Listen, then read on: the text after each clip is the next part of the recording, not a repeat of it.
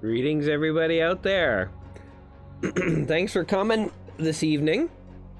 As per usual, I will wait until I've got confirmation in the chat that you guys can actually hear me, because I've done too many streams in the past where I've just started talking and turns out nobody can hear what I'm saying. So while we get settled in here, I hope you guys are all having a good night. Yep, okay, getting some confirmation. Thank you, guys. So yeah, exciting here tonight. We've got another version of MetalMercs to show you guys. Let me see if I can bring this up here. And I need to press this button here, MetalMercs. There's a handful of changes, as always, and we'll play the game for a bit. One thing you might notice right from the get-go, though, is that the title screen has been revamped a little bit. Two things I wanted to do. Well, three things. But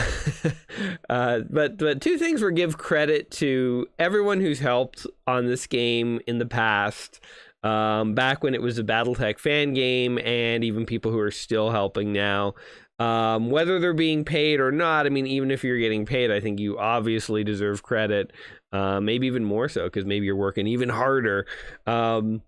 So being able to pay people is something that's only possible now that we've got a bit of Patreon support, and some single donators have also chipped in quite a bit, actually, which is awesome.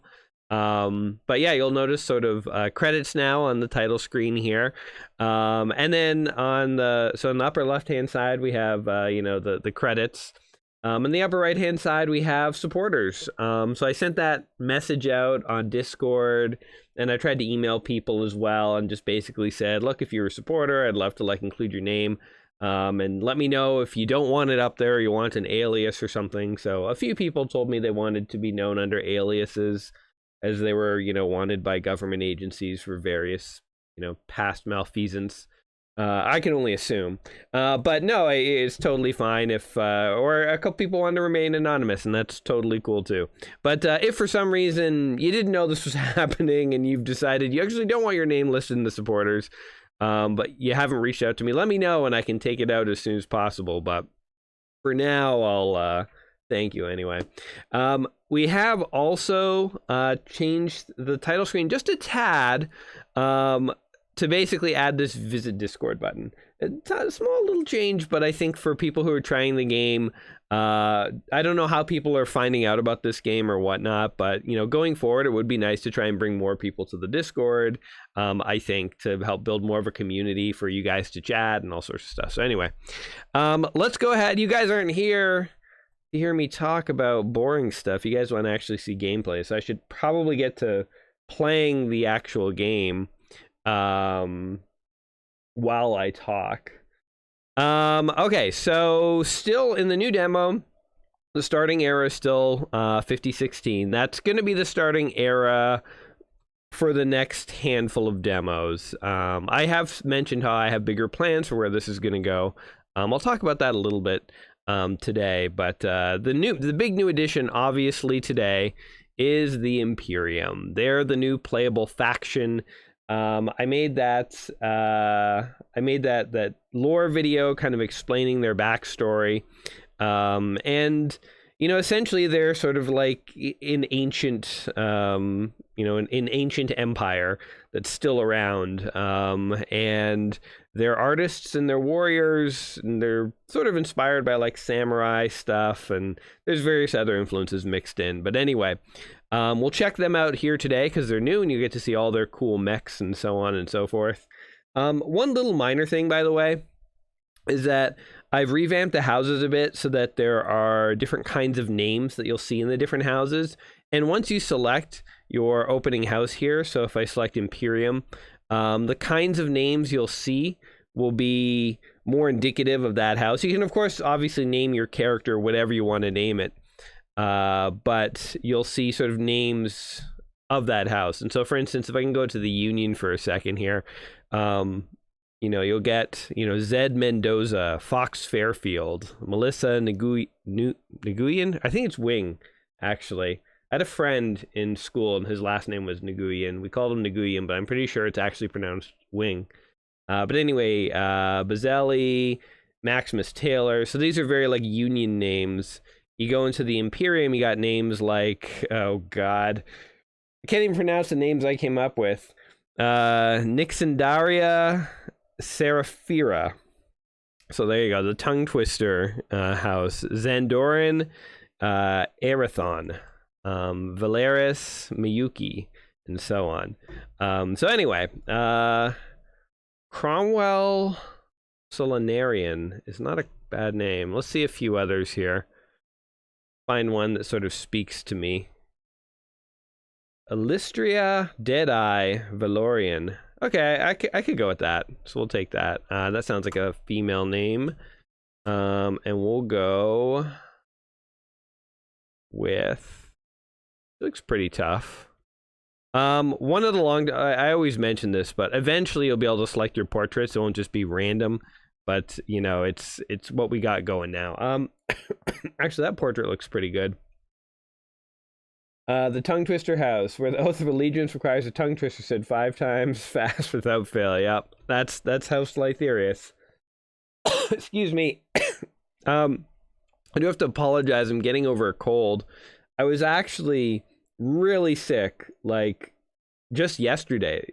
Like I woke up with like a sore throat so bad I couldn't even talk. The day before it was worse than that. And I just thought, oh, beautiful timing. You know, I got to do the live stream on Friday, but I was still planning to do it no matter what. I just thought I'd have orange juice all around me and be coughing through it, but I'm feeling quite a bit better, which is good. It's like a 48-hour cold, thankfully. But if I am coughing a bit during today's stream, a virus got me. All right, as for names, I kind of like Pack of Panthers. It suits the sort of, I don't know, Panthers. It kind of fits. I'm going to go with it. And of course, we'll play this on very easy just so we can, you know, see everything that we can see. So we have the same intro and a little bit of background. And this stuff has been in the last few demos. I want to sort of update this. It's sort of blah, just a big wall of text being thrown at you. I want to make it more interesting, present it in a better way, but it is what it is for the demos. Honey helps if you get sore throats. Thank you, Cork Bent. I've actually heard that before, but I should actually try it. I think I just have heard it. One thing, by the way, did I turn sound back on? Oh, I did. I just have the volume down, I think. Hold on. No, wait, there's no sound. Oh, hold on. There was a new feature I added. Somebody requested a boss key. I don't know, maybe they're playing this game at work. Their boss is walking in. It's creating awkward meeting scenarios. If you press the backspace button, see if this works. I don't know if you can hear because it's just sort of the subtle background music. You can hear sort of the menu as I move it, maybe. Anyway, backspace turns all sounds on or off in the game, music included. So, like, if you are in a situation where all of a sudden you need silence, hit that backspace button. It has you covered. I think you can do it even when you have a menu up. Let me see. Yep, it works. So yeah, backspace is the new boss button. Another cool. So we'll go through some of the more mundane features before we get to the actual cool mechs and stuff. Yeah, when the boss walks in. It is funny that we still call it a boss button.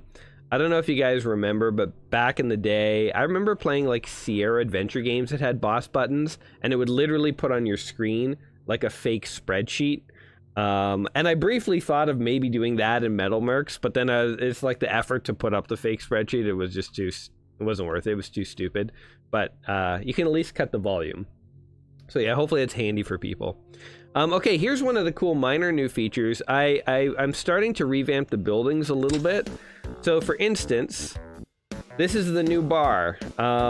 Functionally, not too much has changed, although one of these options now finally works, which is an option that hasn't worked since the MetalMercs era. But yeah, we have this cool new art. This was AI generated for now. It's, you know, as a poor indie guy, it's what I can afford.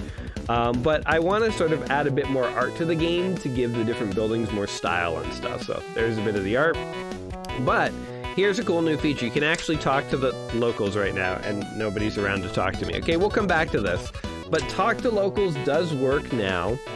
And the way it works is you can actually learn about the core. You can learn about the world of MetalMercs by talking to the locals, and they will talk as if they live in that world. There'll be rumors, there'll be opinions. Some people will like certain houses, others won't. People will be complaining about their life. So yeah. Here's another cool new thing that has returned. Oh wait, it's not on this planet. Okay, hold on. Well, the suspense will have to kill you for now. We'll come back to that as well. I'll have to find a planet that has it. Anyway, into the Mech at Lube, we have a bit of new art as well. Again, AI stand-in art, but just some basic stuff. And I think... Okay, here's my mechs. We can take a look at my mechs, actually. Yeah, here's the new weapons, by the way, blasters. You guys will see these in action. These are pretty cool. These are multi-shot lasers. So they work quite a bit differently than normal lasers. And they have different sort of advantages and disadvantages. One of the interesting things about them is they all have a range of 8. So heavy, light, and medium. That means a light blaster has much longer range than a light laser. It has the same charge time. We have a light laser right here, so it's very handy. The reload speed for a light laser is 4 seconds. So a light blaster has the same reload speed, 4 seconds. But it needs to reload 2 shots before it's at full power. So it actually has twice the reload speed, right? But the interesting thing with blasters is they can fire no matter how many charges they have built up. They'll just be less effective with fewer charges. So yeah, we'll see that a little more in action, and maybe you guys can get the hang of it. But yeah, so somebody asked, are there going to be copyright issues with AI generated art? That's a very good question. I did look at this, and the places where I've sourced a bit of AI art have all said that it's like totally free. It's like it's free for you to use, basically. So I have kind of looked at that. But you know, it is a good question. It is something to consider. How does crits calc work? Somebody asks. So when you hit an enemy, if you hit internal structure, then all weapons will have a chance of damaging. So this basically, this yellow percentage here, this is the critical hit chance. So you can see something like rockets. Rockets only have a 1% chance, but if you're hitting with 12 rockets, that adds up to about 12%. That's still not bad, but it's still below average, typically. Something like, let's see. Well, I guess we don't have too many examples here, but the interesting thing about a blaster is because you're doing 2 shots, you actually get 2 rolls of critical hits when you are doing internal damage, so there's a little bit of an advantage there too. But yeah, that's basically how the crit calcs work at the moment. Excuse me. All right, let's take a look at our mechs here before we go on to a combat mission. So here are some of the new mechs that we have. We've got a Nightwing, which so one of the things about the Imperium is that they really favor the sort of birdwalker style mechs. So a lot of their mechs are sort of like, you know, inspired by Battletech mechs like the Marauder, the Mad Cat, the Vulture. What are other ones? Totally blanking. The Marauder 2. There are more, I'm just totally blanking. Anyway, so, you know, obviously you'll look at these and they'll sort of feel like those sort of bird-walking mechs. They tend to favor blasters over lasers. They still use lasers a little bit, but they tend to favor blasters. They don't really use missiles, so they don't really... So the Helios Sovereignty, which we saw in the last demo that were the emphasis, they were really all in on missiles. You don't really see them in the Imperium. They use rockets, but they also use, you know, cannons. They use high energy cannons. They use a lot of flame weapons too. So torchers is what they're called here. They're basically like flamethrowers. So this is just a sampling of some of the mechs that we'll see in action, getting down to the lighter ones. And then another sort of element of the Imperium is that if you look at the speed of any given mech, given its sort of weight class and size, the mechs tend to be a little faster than you would expect based on any other house. So like, you know, a 700-ton mech, if you go look at like a Union or a Sovereignty mech, you're not going to find them moving at speed 5. It's just very rare, whereas this is typical for the Imperium. So the Imperium has slightly more efficient engines, and that lets them basically run their mechs a little faster. So faster bird walkie style mechs that kind of come at you with blaster weapons and flames and just try and take you down very quickly. That's the Imperium style. Stormcrow, somebody said in the comments, is one that comes to mind. Yes, Stormcrow inspired one of their mechs too. Okay, so, and you see a bit of new art for Starcom too, to try to give you a better feel what Starcom's all about. Excuse me, I might have to pause and go get a drink. Oh wait, I have one here, hold on. Helps when you have that tickle in your throat, you know? Okay, enough messing around, let's check some contracts here. When it comes to contracts, the Imperium, oh yeah, okay, Raven, Locust, Crab. Crab is definitely in the style of Imperium mechs.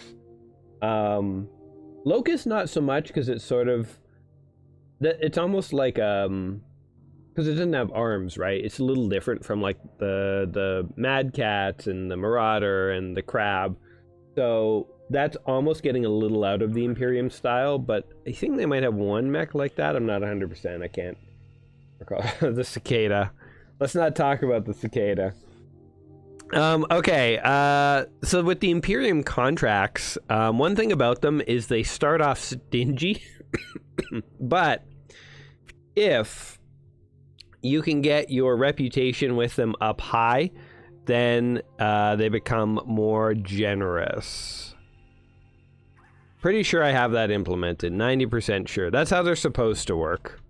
We'll see if that actually works in practice. If these contracts feel a bit stingy to you guys, it's because the Imperium doesn't trust us 100% yet. Okay. Other things that have changed.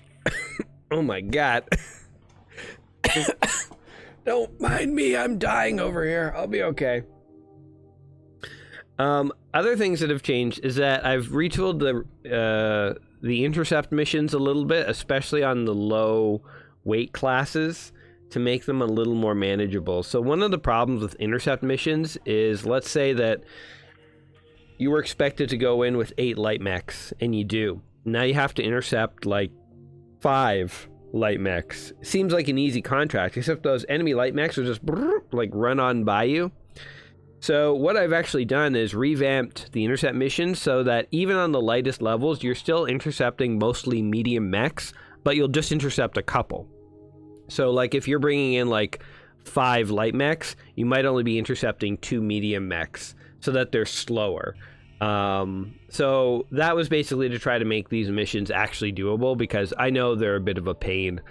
And I also retooled the convoy missions a bit to basically make the enemy forces just smaller in number, because those missions are just so overwhelming.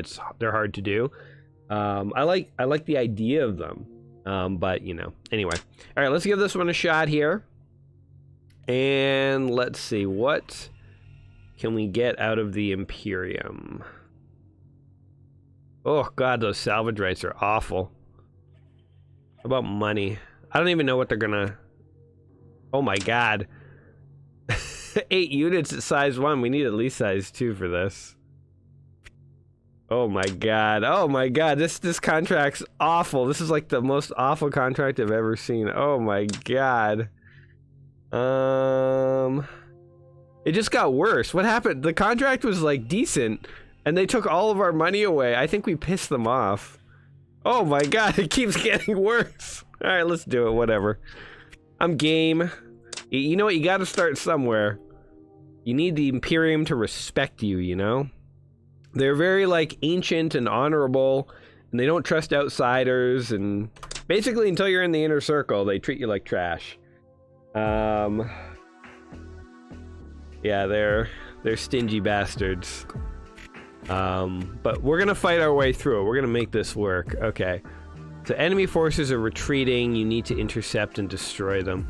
I guess you know what's funny is coming from the sovereignty contracts, which were super generous. The Imperium probably seems like really stingy, but compared to the Union, they're probably a little closer, but yeah.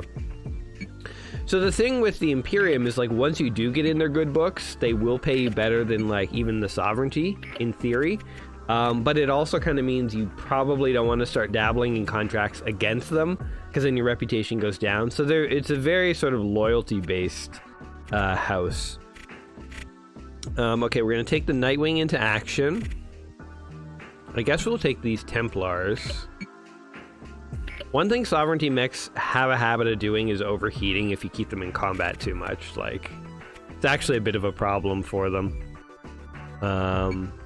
So their design philosophy, it really is hit and run. It's like hit your enemy and then get out of there and let your blasters recharge, get as many shots as you can, then come back and hit them again. I think I'm going to do 2 battle groups here. And I like these daredevils. They're, well, I don't know. I don't know how okay they are, but we'll give them a shot. I've revamped the crew list, as you can see here. So you can now like sort by like last names and initial. You couldn't fit the whole first name, so I had to cut something, but you got the initial, you got call sign you can sort by, weapons. Also, this is fun. So perks, pilot perks, they work. They're active. So, you know, this is accuracy bonus for close range weapons, plus 10% accuracy. So those perks are no longer just interesting side things, they do stuff. So, you know, when you are assigning pilots to mechs, like for instance, this is a small mech guy. What's his benefit? He gets speed and dodge bonus when piloting small mechs between 200 and 350 tons. Well, I think that's his mech then. The other thing is we have pilot stats. Yeah, that's the other thing here. So, oh, these hover boxes are a little out of date. That'll get fixed soon, but basically this is the number of missions the pilot's been on, the number of kills, the number of times they've gone down. These stats will track with the pilot for their whole career until they die or until you fire them. So you can like not only see pilots get better in terms of their skills. This stat doesn't really affect gameplay, but I think it's fun. You can sort of have your favorite pilot and see how many missions they've been on and how many kills they've got and stuff. Okay, does anyone else have any interesting perks? Cannons. I should put this guy in something with cannons. You could be in a Templar. Anyone else? No other interesting perks. All right, we'll just do it all by skill then. One other really minor thing is when you scroll the mouse wheel, it used to scroll this yellow highlighter. It was very unintuitive. I have no idea why I did it that way, guys. It didn't make any sense once I really thought about it. Now it just scrolls the actual list. So, super minor thing. You may notice it, you may not, but if you use the mouse wheel, it should be more intuitive now. Okay, cool. I think this is a pretty good group. I could bring more. I mean, I guess there's no reason not to, right? Okay, I might as well just... in case I need an extra mech or two. I don't know why I'm being stingy. I'll bring a Spectre and a Jaguar. And just pop these guys in. Alright, that's pretty good actually. The sizing all worked out perfectly. Let's do it. We're bringing like 8 mechs to take down 3. I think they're going to go down real easily. But again, the trick with Intercept is not like, are you like going to be able to kill the enemy, but can you kill them in time? So it really is one of those things where you do want to be a little overpowered. Okay. But with the fast Imperium mechs, hopefully, we can chase them down. Where are these guys? Jeez. Oh, hear something. Oh, they're way over there. How did I not see that? Oh, that's so crazy. I was trying to look for the footprints and I didn't even see it. All right, tell my guys to engage. They should take it from here. If that radar dish wasn't there, that guy would have snuck right on by me. Oh wait, what are you guys doing? Engage! Where's the other group over here? Guys, get down here. I guess they weren't sufficiently wowed by the radar ping. Hostile Alpha Wolf. Oh, we're gonna get him though. Okay, you guys get him too.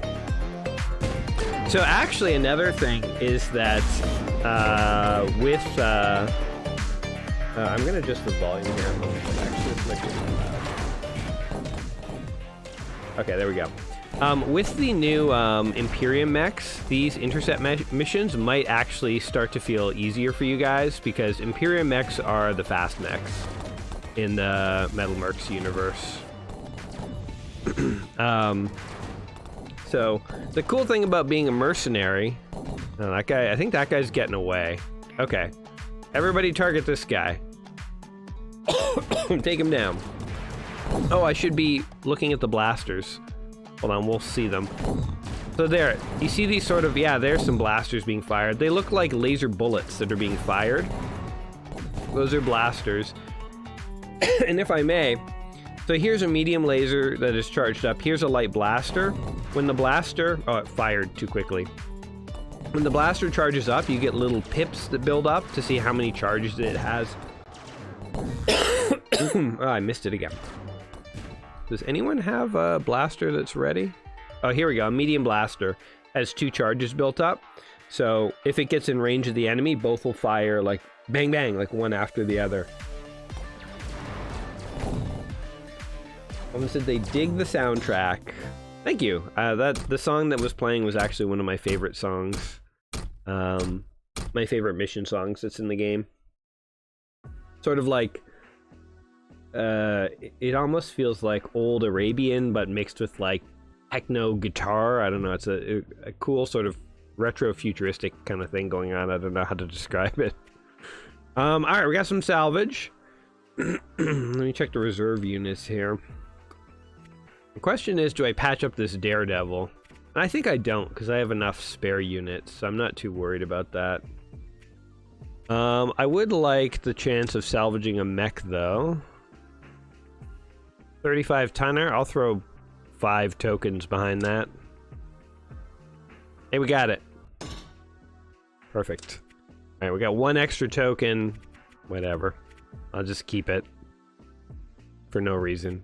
We have 1 more mission anyway. Yeah, we get no tokens per mission.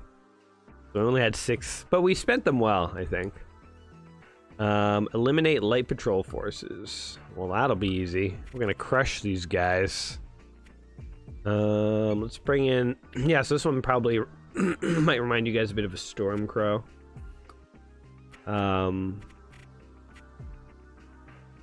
Well, Alpha Wolf is ready right away.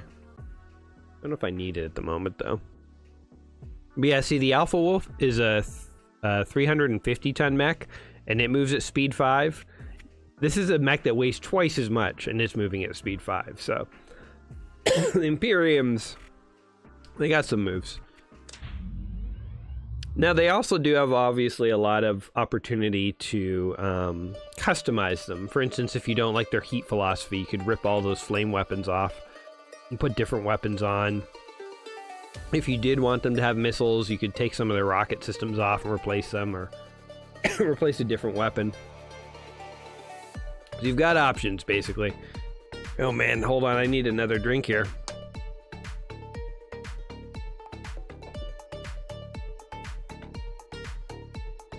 I don't know how much that helped.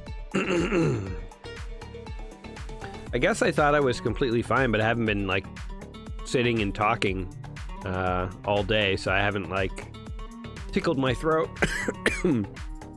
Okay. So we have a Daredevil, a Flame Breather, Vagabond. Ugh.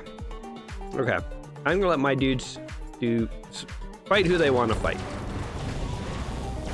You can just see them tear up a big group over here. This is my light crew, actually. Maybe I should wait for the heavier guys to get in here. Guys, what are you doing? Where's this guy? He's kind of hanging back. All right, you go in close range, I guess. I think my guys got it. I should be selectively targeting these guys down to take them down faster.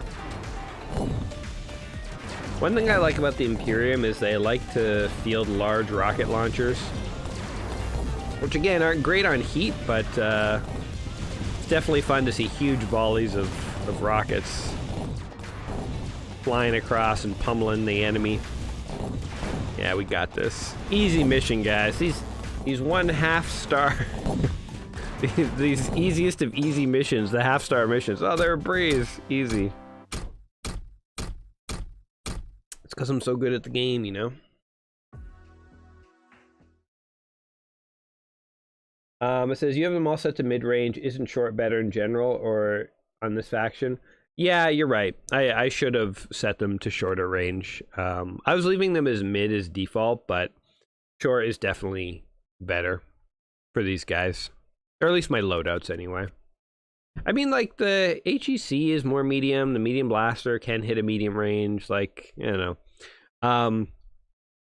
But, yeah, they were just too far back. They should have gotten in closer. Okay, I have one token. I don't know. I guess I'll take an auto gun. Or maybe I should do repairs of some kind. They don't need it, though. I'll take an auto gun. Lay it on me. And we got money. All right. Oh, and we got transported. Okay, let me see if this works. Nope. Okay. Don't worry what I'm doing. You'll figure it out soon. Let's see if we can talk to some locals and actually get some backstory. Somebody says, does the shotgun spread of rockets affect accuracy of rockets or merely just visual?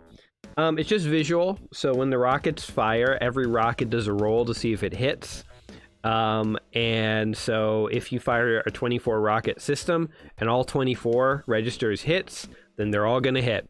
The visuals, they will sort of fly around. They sort of weave through the air like tadpoles. That's how the rockets move.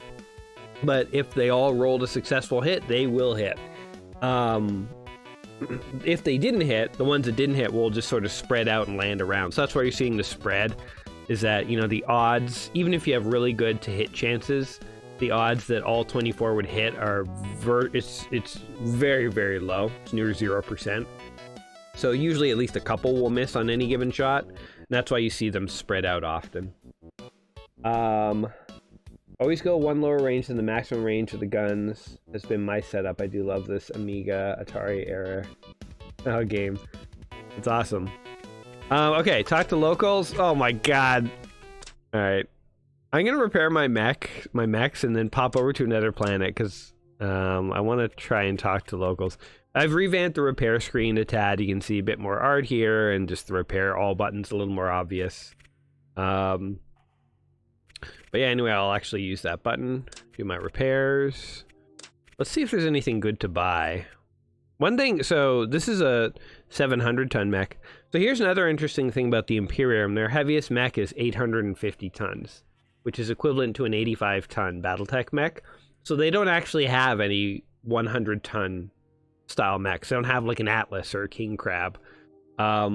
That's just sort of how their house operates. They have the same number of mechs overall as any other house, but they just tend to have more like in the middle and spread out. So yeah, you can find an 850-ton mech. I'm pretty sure it's 850. I'm trying to remember what their max is.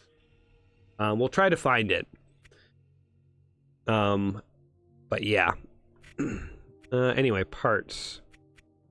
We should definitely do some modding this time. I don't think we did much last time we've played, so I'll buy a few things that interest me and we'll just see what we can make happen. I get some rocket ammo, why not?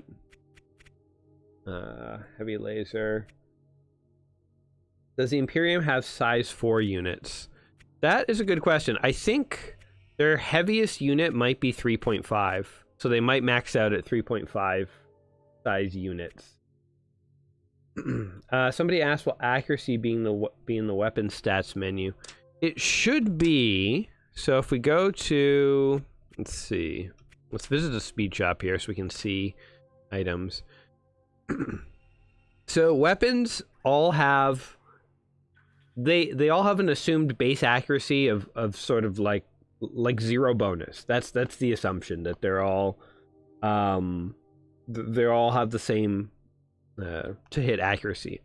When you see this, when you see negative 25% or negative 10% or plus 10%, that is telling you that this weapon either has a to hit penalty or to hit bonus.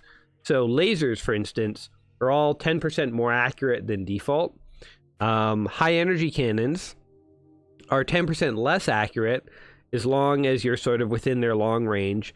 Once you get below their short range, then they're 35% less accurate. So once you sort of get in that too close of a range. The blaster doesn't have anything, and that means it is just the base level of accuracy. So no bonus, no penalty.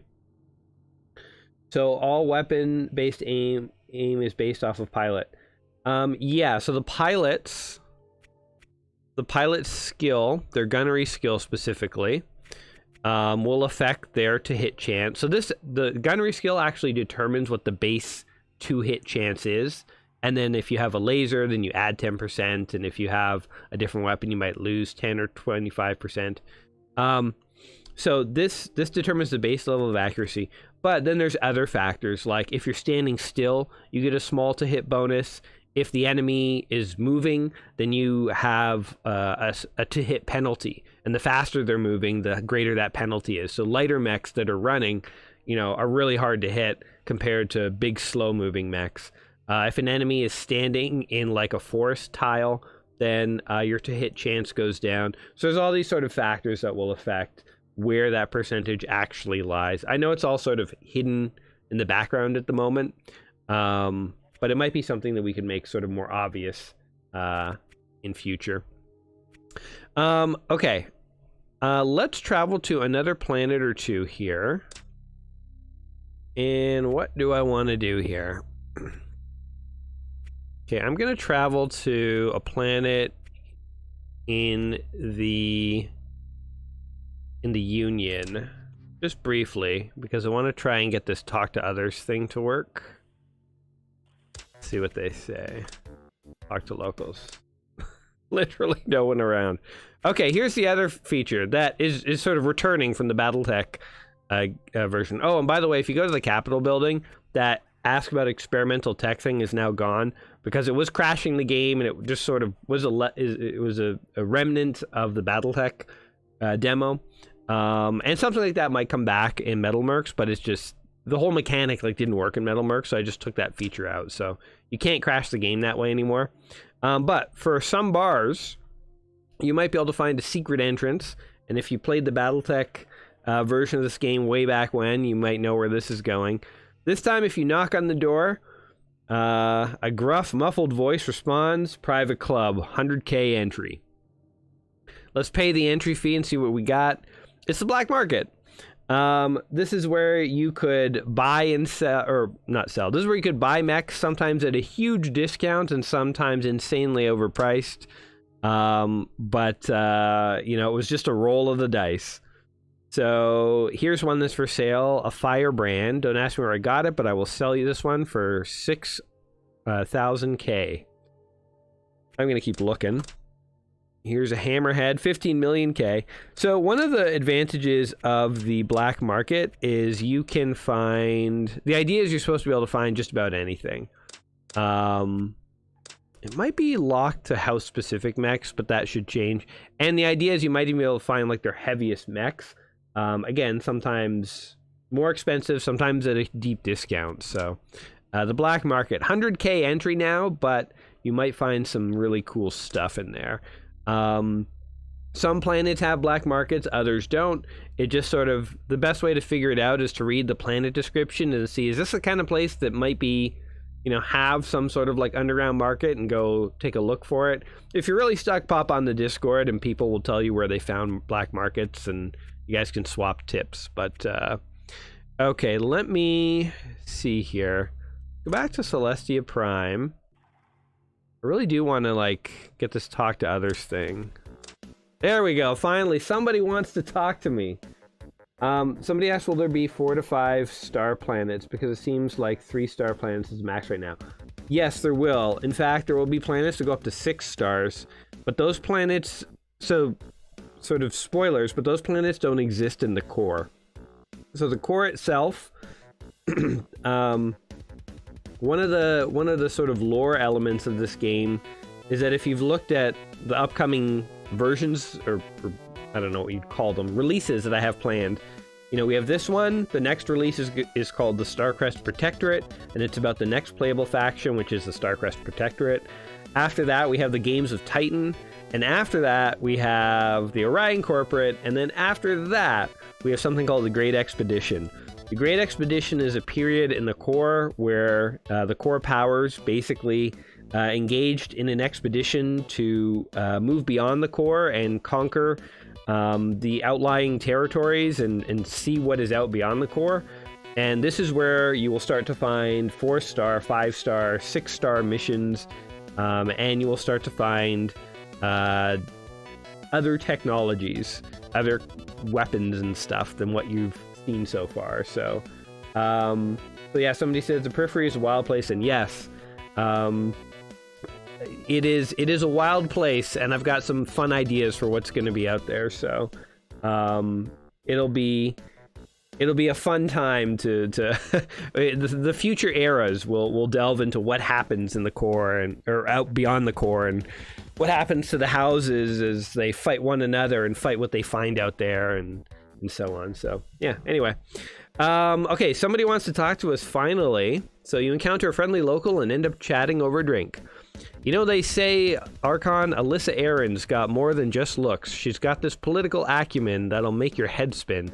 Some folks think she's the real power behind House Aaron, pulling all the strings. But hey, she's the reason Aaron family's still standing tall. So that guy just wanted to talk to us about House Aaron a bit. Gonna travel to another planet. So the talk to others isn't supposed to be this rare thing. Every time you land on a planet, there's a chance that there'll be a handful of locals to talk to you. We're just getting terrible luck right now.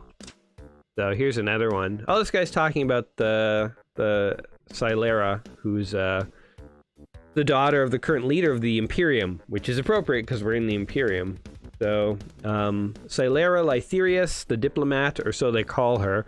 I hear she's got that idealistic streak in her. Some say it's a refreshing change from the usual Imperium approach. Maybe it's too soft. Don't get me wrong, a kind leader is all well and good, but you wonder if she knows what the core is really like beyond the palace walls. I mean, it's kind of harsh out here. I guess time will tell if her vision can truly bring fierce beauty to the Imperium. Maybe she'll wise up as she gets older. So that guy thinks she's too idealistic. This guy's talking to us about mechs. If you ever need a scout, the Union's got you covered. The Raptor and Vagabond are fast as lightning, and they pack a punch too. Rockets, lasers, and even jump capabilities in the Vagabond. They're like the eyes and ears of the Union on the battlefield. Anyone else? This guy's talking to us about a planet. Krylix, it's cold and icy, but the resources are worth the chill. They've got valuable minerals, and the corporate's mining operation is a well-oiled machine. Don't forget your parka, mate. And nobody else. So, yeah, it's not essential or anything, but adds a bit of flavor to the game, I think. There are a lot of dialogue options out there, so if you're popping into a bar to hire a pilot, in fact, we should actually see if we could hire a pilot. That's something useful we could do. But you can also check to see if any of the locals want to talk, and they will talk to you about in-universe things. So if you are curious more about the lore of MetalMercs, you can learn more that way. And if you don't care, you don't have to talk to the locals. It's easy. Okay, so she sucks, so we're not going to hire her. And this guy, well, he specializes in tortures. But he's expensive, Jesus. So here, this is kind of interesting. She's green. And normally in the past, I wouldn't have hired her, but she has a small mech perk, and that could actually be handy for us. So I'm going to take her. She could pilot some of my small mechs. Oh, heavy weapons. Take him. Oh, why do you have to be so expensive? All right, we'll hire one more. I think we're good on pilots. The downside about pilots, with mechs, you can at least sell them. With pilots, you can't like sell them back to the bar when you're done with them. If only, right? All right. General combat campaign. So this is eliminating light patrol forces, frontline combat, and interception. All right, we could do that. We could do that. Oh my god, the salvage. So bad. All right, let's just see what happens. Okay, this is not nearly as bad as last time when we negotiated with them. They might actually be respecting us a little bit. So we'll go ahead and we'll take... I don't want to risk having to negotiate further with them, so we'll just take it.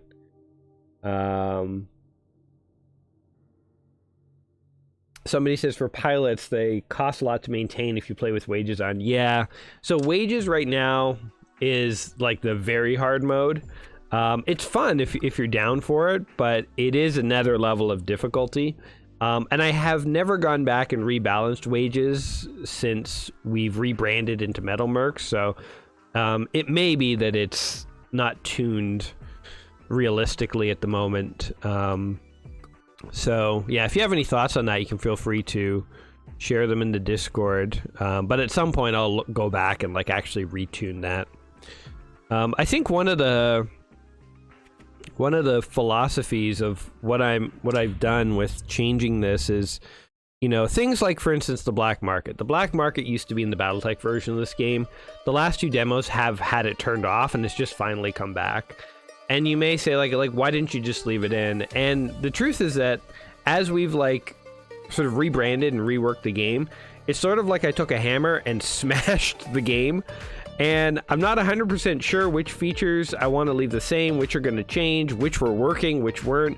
And so I kind of just turned a lot of stuff off and was like, I'm going to start by adding, like, this house, then this house, and this technology, and these mechs. I'm sort of putting it all back together.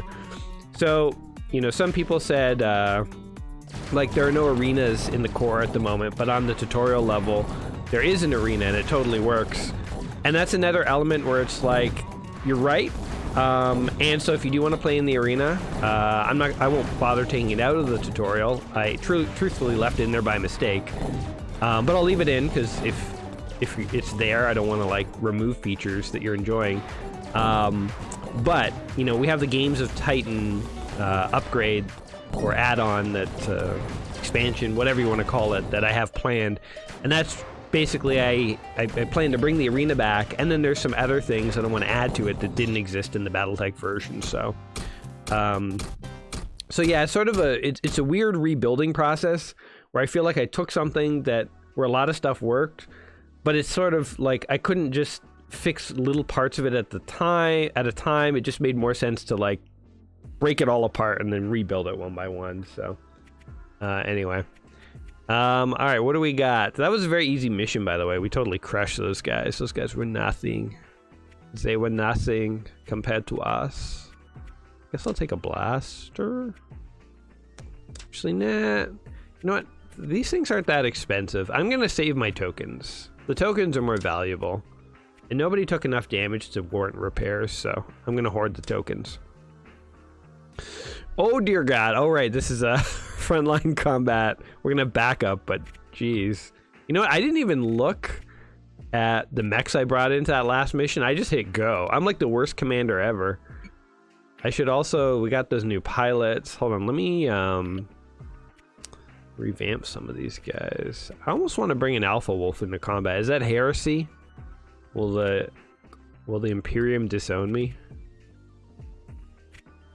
Okay, this guy does small mechs and heavy weapons.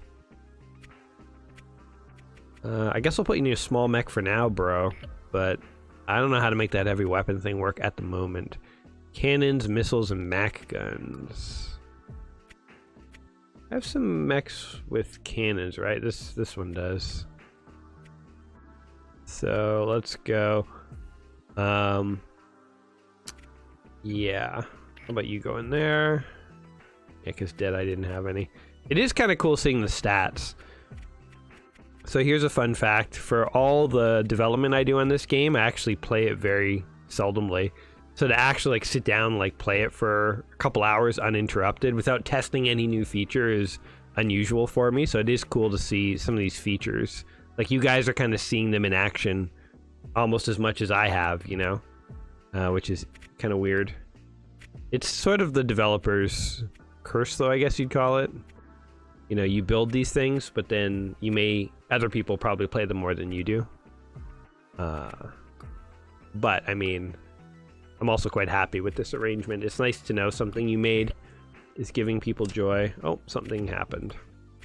Oh, what happened to you guys? They got pulled out accidentally. There's some glitch that's happening there with when you click proceed that's accidentally pulling pilots out. I was trying to recreate it so I could debug it. I couldn't. Thought maybe it was gone. Now it's back, so I'll get it one day. Anyway, I'll just press enter. How about that?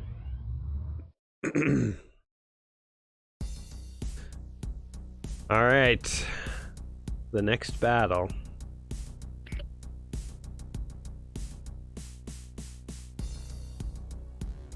Somebody said wages could be easily fixed if the hiring fee would include like 3-month wages.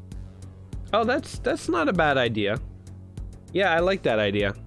That might find its way into one of the updates. One of the updates, I might sort of actually go back to pilot wages and do something like that. That's a good idea. Yeah. Here's a fun fact. I don't know if you guys have been following all the drama that's been happening in the world of game development these days, but actually there was good news today. So I'm referring to the whole Unity thing that was happening. And Unity was trying to like gouge developers, and they created these draconian terms, but they've just today backtracked everything, which is awesome, because you know, sucks to hear developers getting stuck in limbo because of these third-party engines and stuff. I need to concentrate here a little bit to make sure that I'm focusing enemies down.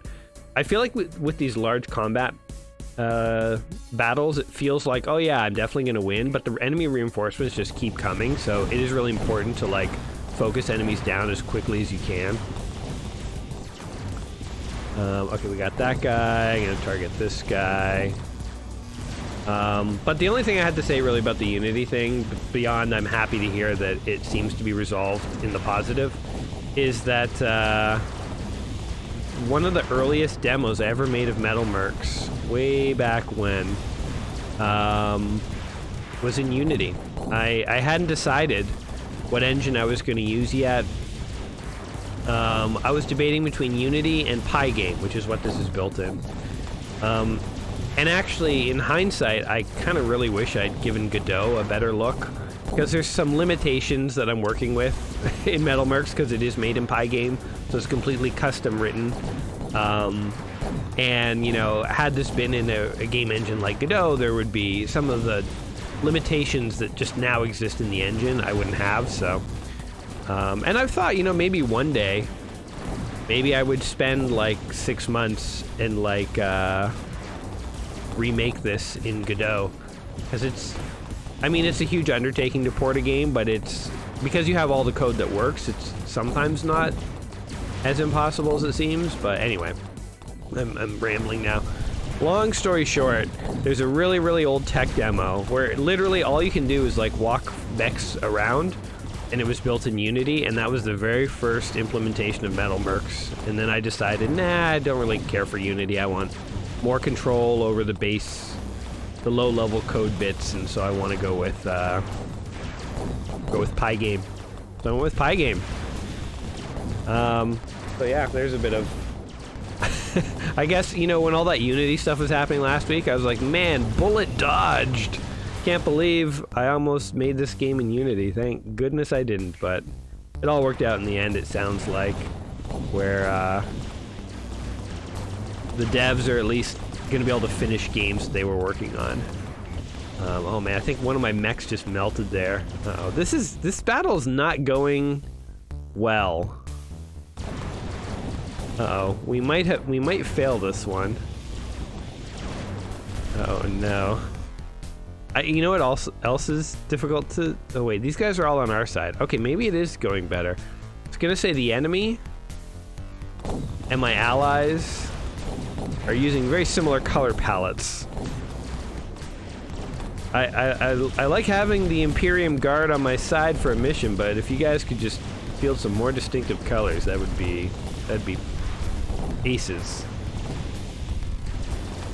Also, I really gotta micromanage these guys to make sure they don't get overwhelmed.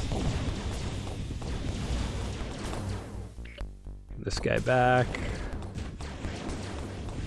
Oh my god.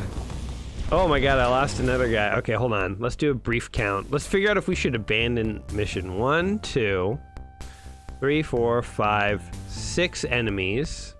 7, 8 enemies. 9 enemies. Compared to 1, 2, 3, 4.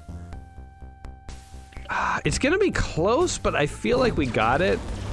But I'm just gonna sort of back up and try and regroup. Maybe I'll get into like a choke point or something. Oh, and I should free the weapons.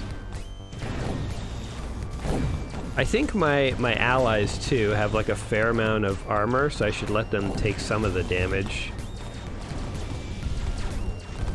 Alright, we got another one.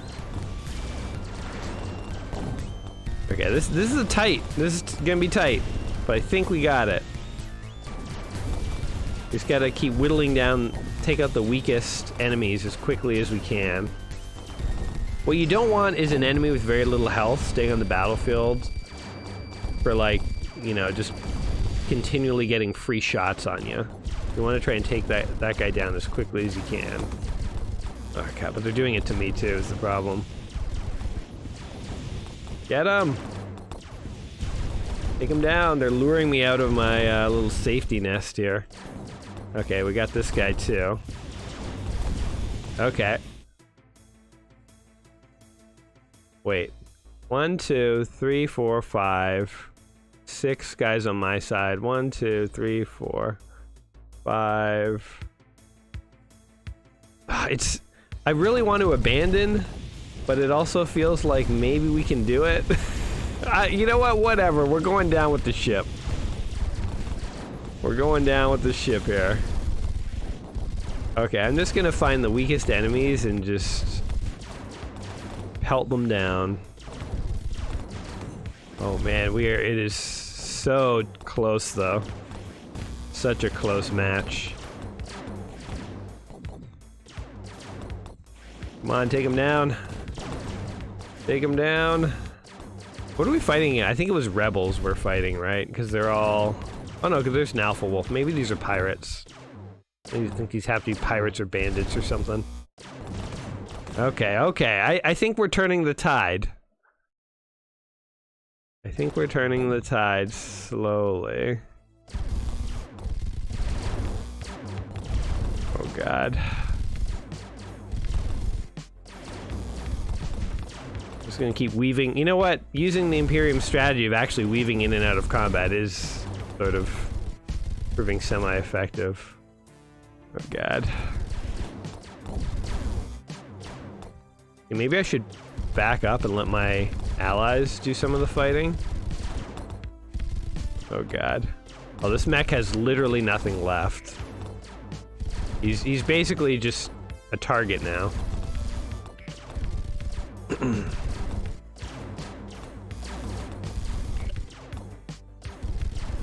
Try and hold these guys back. Hey, where are you going? Don't go out there.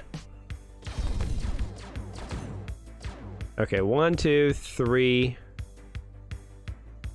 That's so close.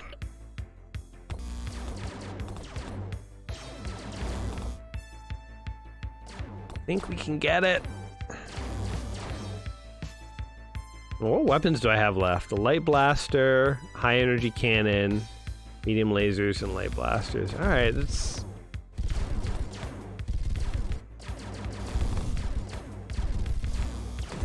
Okay, we got that guy. Are you kidding me? There's 3 enemies left and 1 guy on my side. How did this happen?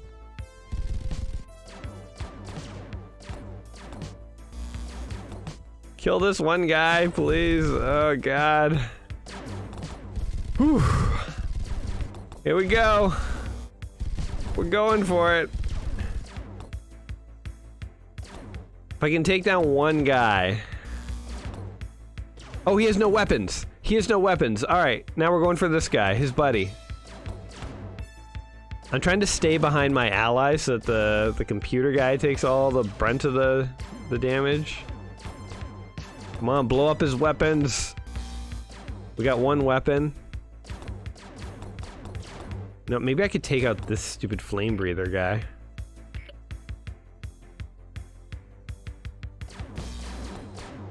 He's pretty weak.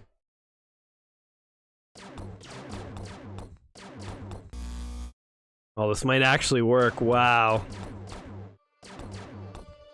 My repair bill is gonna be through the roof, though.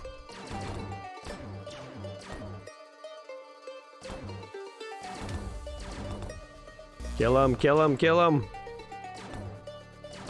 If I could just take out like a weapon or 2, I'd be satisfied, actually. Oh, it's so close. Okay, we got him.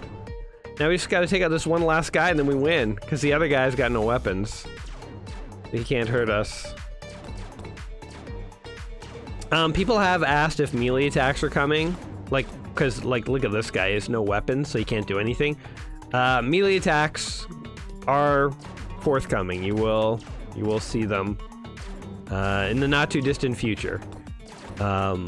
So yeah, and basically every mech will be able to at least do like a kick or a punch, a desperation one, but there will be like actual mechs that want to fight, want to do melee attacks, and as I say, you'll see more of that when it actually is ready. But come on, go down. Oh, we did it! 3 of our mechs and 1 of our buddies. That is how we won. Jeez.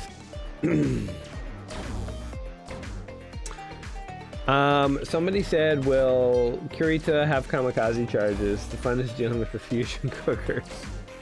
Well, there's no House Kurita and MetalMercs, but you could make a, well, actually, the old, the BattleTech campaigns and stuff can be made compatible with this with a few tweaks. So you could bring one of those back and make it compatible.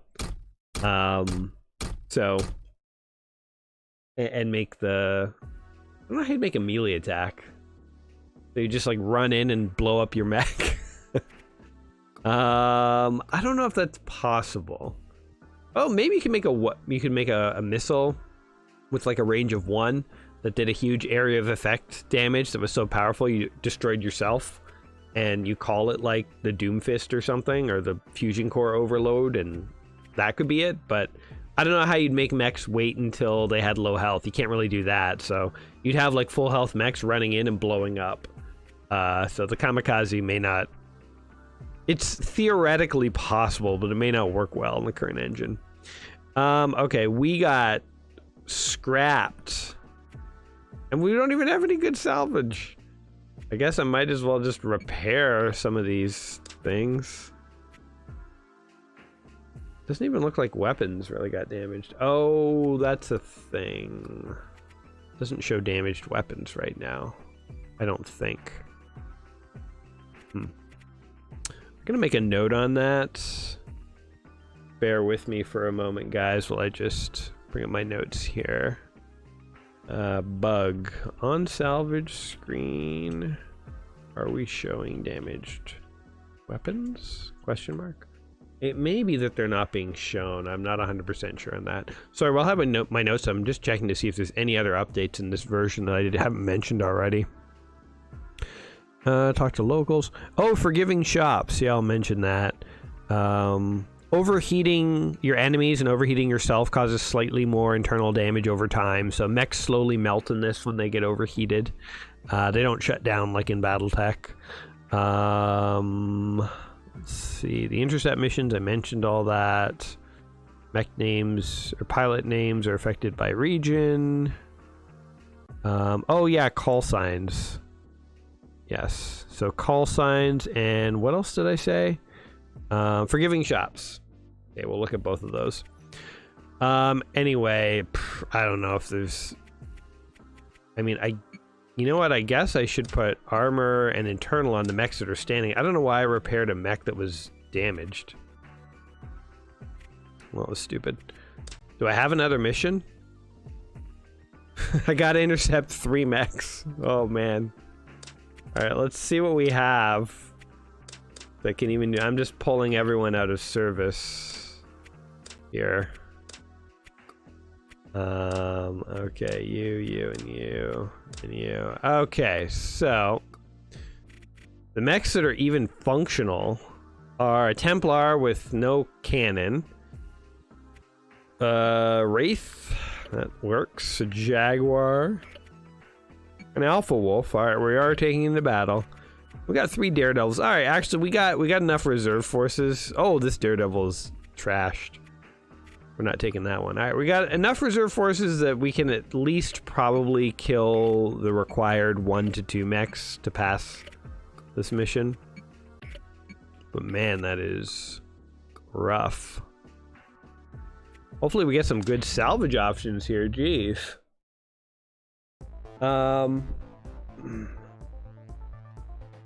Somebody said that's such disappointing salvage for big battle. I hear you, man. That sucked. Will there be an Orion-like mech? I believe so. It depends what you mean by an Orion-like mech. Like, what about the Orion did you kind of like? But I believe the answer is yes. If you let me know, Defiant Mech Warrior, what you kind of like about the Orion, I can tell you if there's a mech like that currently, or there will be one coming. Because there's still 2 more houses to reveal, remember. And pirate mechs that exist beyond the core. Although we'll keep that one under wraps for a moment. I guess this guy was over here somewhere. Oh, there he is. Bastard. Alright, well, this guy's toast. Oh yeah.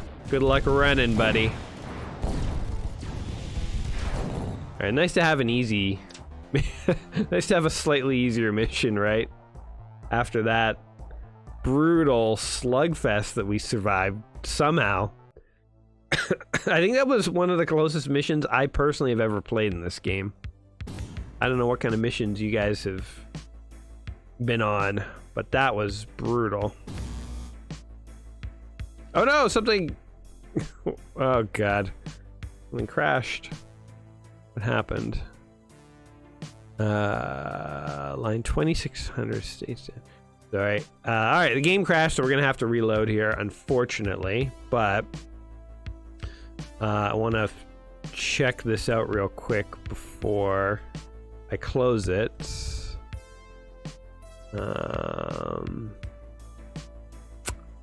Oh. Interesting.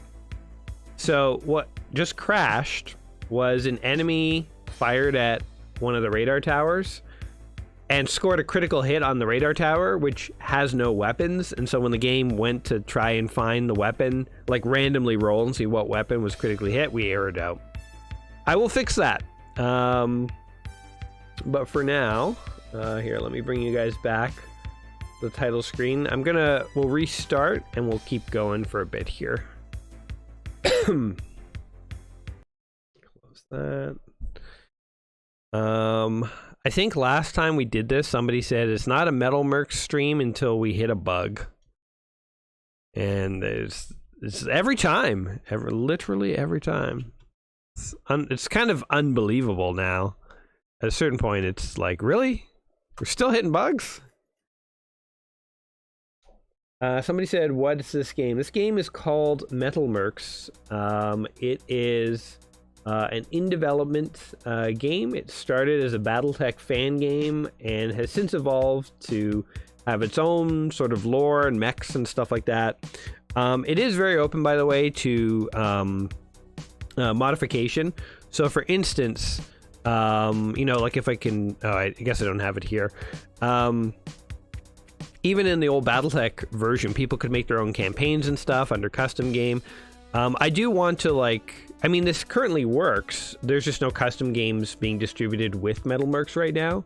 Obviously because I don't own BattleTech, I can't distribute any BattleTech stuff to you guys as a custom game. But if you pop on the Discord, fans have made all sorts of add-ons, mostly for the old BattleTech version. But the idea is that we want to support people for making mods and their own campaigns, their own stories and all that for MetalMercs, and that's all going to be in the custom game. So it currently works, it's just nobody's got anything at the moment, but at a certain point I might create a few things for this to sort of set the to show people how to do it, so they can sort of see what you can do to give people ideas of how to expand it and so on. Anyway, let's go ahead and hop back in here. So I have one bug I gotta fix before I put the demo out. Let's go back to the Imperium. Zara, Takahashi, Tindaris, Duskera, Serafina, Valoria, Rindra, Valeris, Kalorian, Hikariyu. I'm butchering these names, I'm sure. Tavian, that's not a bad name. Kaldor. Let's go with Eris. I don't know. Eris Valorian. He'll be a dude this time. There he is. Sure, that looks like him. The Banner Victims. That's kind of a cool name too. Done. And we'll go easy. So somebody says, very nice. Looks a bit like Front Mission StarCraft mix back in the day. Yeah, actually, kind of. I was a huge fan, by the way, of the original StarCraft. Used to play that all the time. Love the custom games. That's one of the places where I got my joy and affinity of modding games, and why, now that I'm kind of making my own game, I want it to be very modder friendly. So, yeah, anyway. Let's see if there's any bigger mechs for sale here. Oh, the Nakamorph. Here's one you guys haven't seen. So this one is dual high energy cannon, laser weaponry, tortures. You know what? Let's cheat a little, since we are on a stream where I'm trying to show you guys stuff. Oh look, a rich uncle left me 100 million K. I can finally afford some mechs. So I'll buy that. I like the Drakes. They're just like these little flamethrower guys. They're actually quite fast. We're gonna do some mech surgery here in a second. I'm gonna buy some heavy blasters. I'm just gonna buy out stores so I have a bunch of stuff. And let's just do a little traveling so we can take a few heavier contracts. I think that would be fun.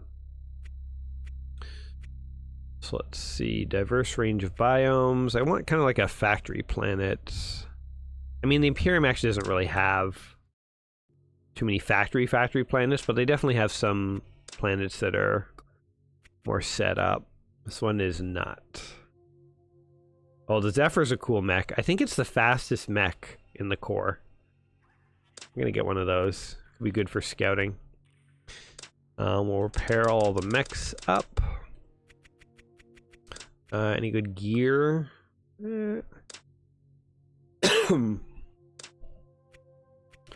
Heavy laser, light laser, medium laser. Give me all the lasers. Oh, this is another thing.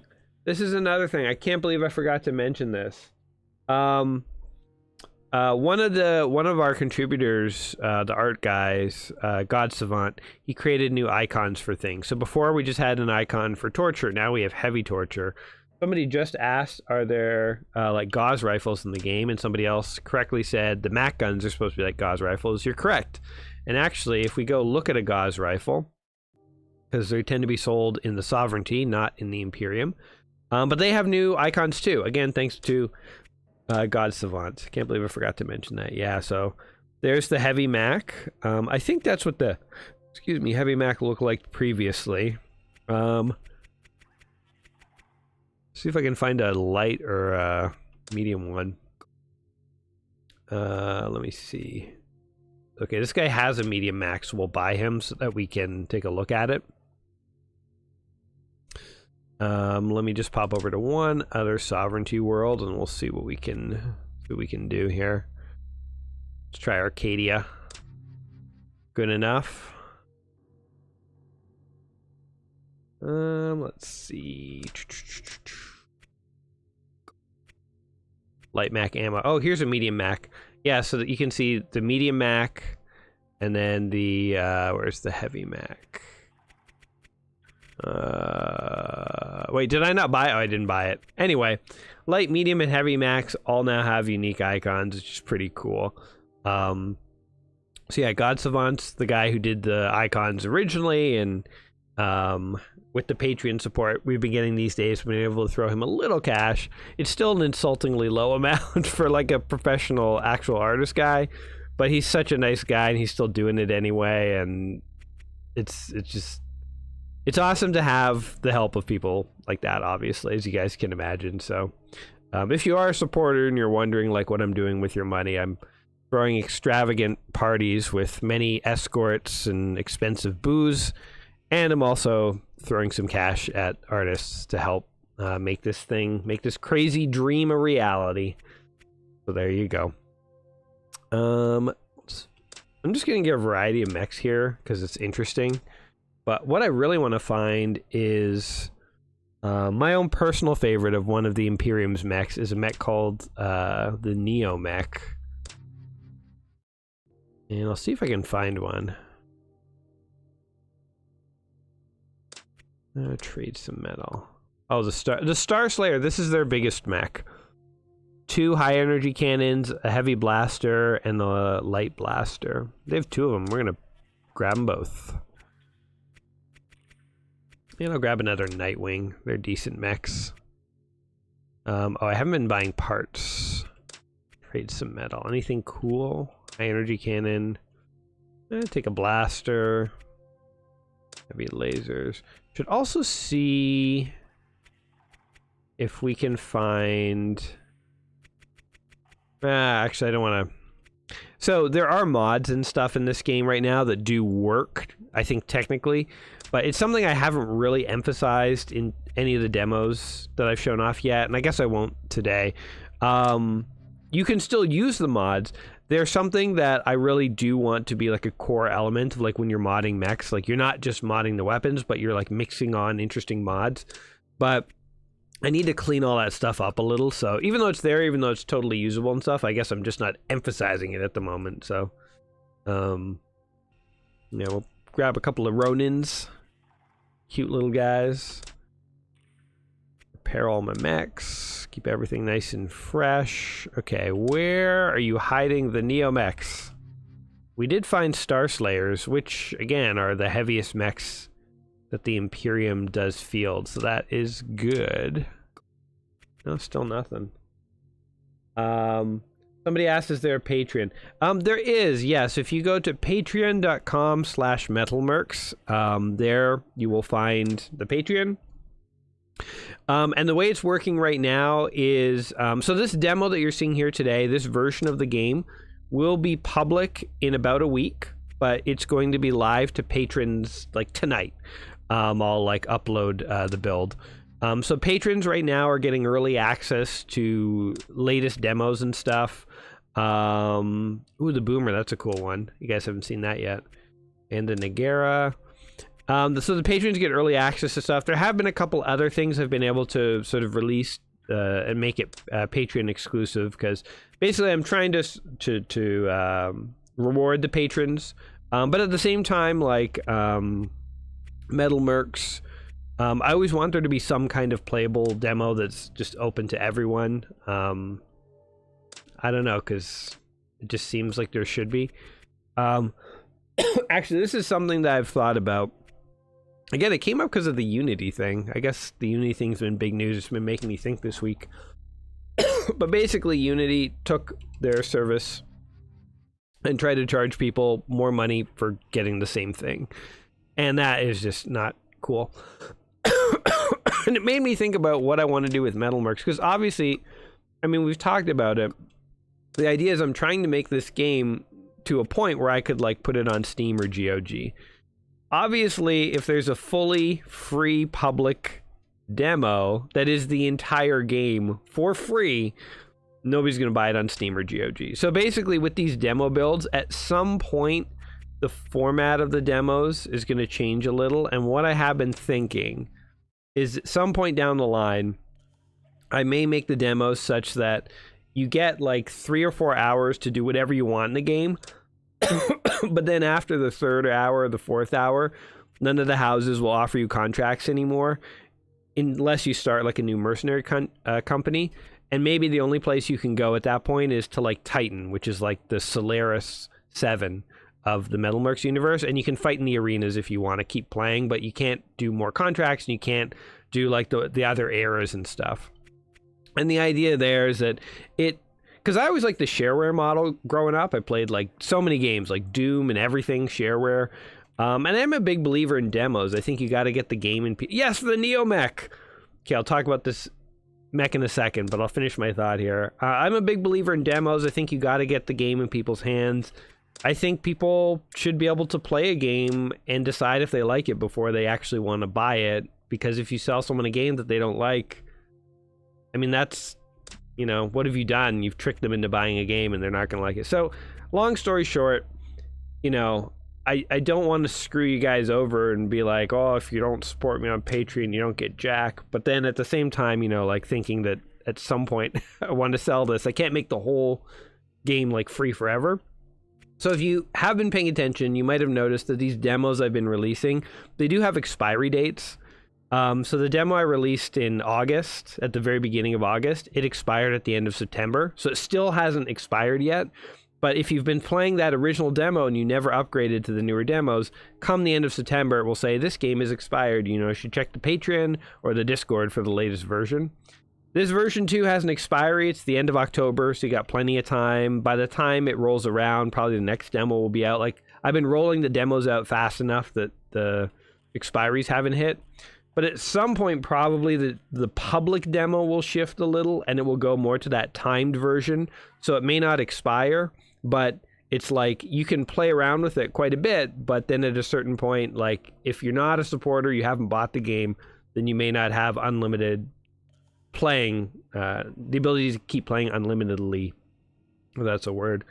But I have thought that what I do want to make happen is if you are playing with a version and you hit that 4-hour mark, and then now you can only play the games in Titan unless you start a new mercenary company, but you think, man, I do really like this game, I do want to buy it. If you buy it, your save game will now, you can use that in the version you bought, the full version, you can just keep on playing, right? So it's not like you lose that company. So that company that you create, that you start, that you really like, you know, it's not like if you start them in the demo, you can't play them in the real game. So anyway, this is all like hypothetical at the moment. I haven't locked anything in, and there's no dates for when all this is happening, but it's something that I've kind of thought in the back of my head. And then when I saw what happened to Unity, I was like, I should really like let people know this is coming and or talk to people. Because if this is like a terrible idea, right, you know, like everyone's going to get mad, I'm going to alienate everyone, then I should rethink things. But anyway, in the interest of full disclosure with you guys, that's sort of what I've been thinking with MetalMercs. Try to make the limited mode fun. I play crap of XCOM's demo years before I ever bought the full game. Totally, man. Yeah, no, I believe, or I agree with you. I played the shareware version of Doom and Duke Nukem 3D so much as a kid before I finally bought the full version. So I don't want the demo to be like pathetic, I guess. I want to like make it be you know, fun. Another thing I thought for the demos, maybe it is unlimited play, but you can only play in the 5016 era. So you can only play within the core. And then the other eras are going to have a lot more going on, and it, you know, you might want to see those other eras, and then so if you want the other eras, you want other campaigns and stuff like that. So anyway, it's what I'm thinking, but I'll try my best not to spring it on you guys, because I really do appreciate the fans. You guys are... I mean, if I was making this game and no one was playing it, right? Like, how sad would that be? So the last thing I want to do is... You know, it's awesome that you guys are interested in this. The last thing I want to do is, you know, make it a miserable experience for you. Anyway, we got the NeoMech. NeoMech is one of my favorites. Whoops, what did I do? You. Oh, wait, yeah, I'm selecting it to mod it. Don't mind me. It's kind of a cool looking mech. It's sort of like, you know, it's got design elements of like the Mad Cat a little bit, but it's just different. I don't know. You have eyes, you can see. It's sort of like a mid to short range like beast. It has two 24 pod rocket launchers, two medium blasters and a medium laser. It overheats like a mofo. That's its huge Achilles heel, and so I'm actually going to mod it a bit. I mean, it's you know, not like it overheats instantly. Like it tends to run a little hot. But I think I'm going to pull off the rocket launchers. We'll see what we can do here. I think I might even be interested in throwing in a Vulcan cannon. Could I make this work? Yes, I could, actually. Okay, I almost even would want more Vulcan cannon ammo, but I guess I don't have it right now. So let's just do this. And what do we got? Medium blaster? One more medium blaster? How much heat could one more medium blaster generate? All right. So we've done a little bit of surgery here, beefing up my NeoMech. The Star Slayer, I think, is pretty good as is. We'll let it sit for now. We'll see how it does. The Boomer, this is an interesting mech. This is one of the few non-birdwalker mechs that the Imperium actually uses. It's basically sort of like... Well, it's not really like a Hunchback, because that thing emphasizes like one giant cannon. This thing is sort of like a machine gun cannon mech, but it's firing like big cannons, not machine guns. So it's just like constantly cycling different cannon shots. So it's kind of a cool mech. I like the Nakamorph too. Obviously, this one sort of reminds me a bit of like the Marauder. So, you know, take that for what it is. I'm gonna perform a bit of sacrilege here and actually abandon the heat strategy of the Imperium and see if I can go for something else. I think the heat strategy is good against bigger mechs because it's like allows you to sort of scoot past their armor and just start melting them from the inside. But against lighter mechs, I don't know if it's as effective. I don't know. I don't even have anything good to throw on this. I guess I pulled that off for no reason. I could give it one more high energy cannon. This thing's gonna run hot like a dog. Whatever, we'll just leave it as is. I guess I need more equipment. Hold on here. Trade some metal. What kind of parts do you have? Medium blasters. You know what I would do? So if I was playing this for real, not just doing a showcase for you guys, I'd probably travel around to like the Sovereignty and the Union and try and buy weapons in their space, bring it back and mod up my my cool Imperium mechs. All right. Let's check some contracts. Let's see. People are making some comments. Reminds me of the Fafnir. Looks similar to the Stone Rhino. Oh yeah, the Stone Rhino. Man, I forgot about that mech. I love that mech as a kid. Boomer go, Bert. Yeah. All right, let's see some of these new mechs in action. So what kind of... You know what? Let's...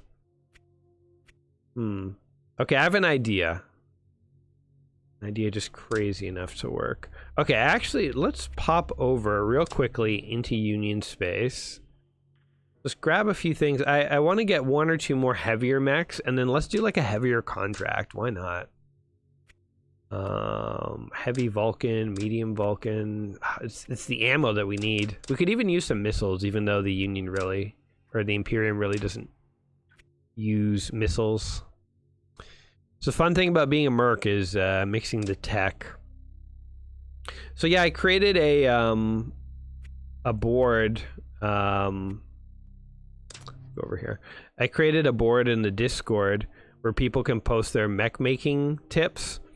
And what I'm really curious about is what kind of like interesting cross faction mixes people come up with, because I feel like there have to be, like, I haven't thought of everything for sure, so I'm certain there's like, oh man, if you take like, you know, Omnisphere Imperium mechs and you throw on like sovereignty Mac guns, it's killer or something like that. I don't know what the interesting mix would be.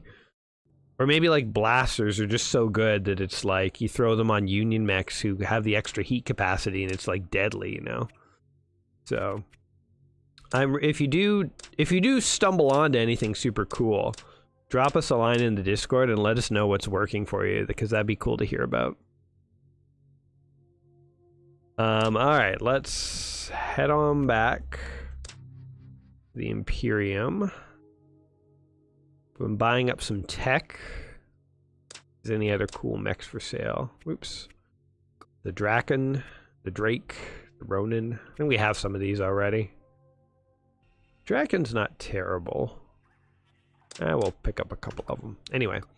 Alright. And parts for sale. Let's just buy them out of everything. Buy it all and sort it out later. It's the joy of being wealthy. Okay, so we were messing with the Nakamorph. I think having 3 high energy cannons is a little crazy. So instead, let's see, we could put a medium Vulcan. Oh, this like perfectly fits.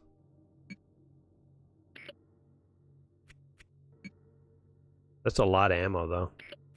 I'm gonna leave an empty ton, actually, because I think I could use that ammo somewhere else. Like here.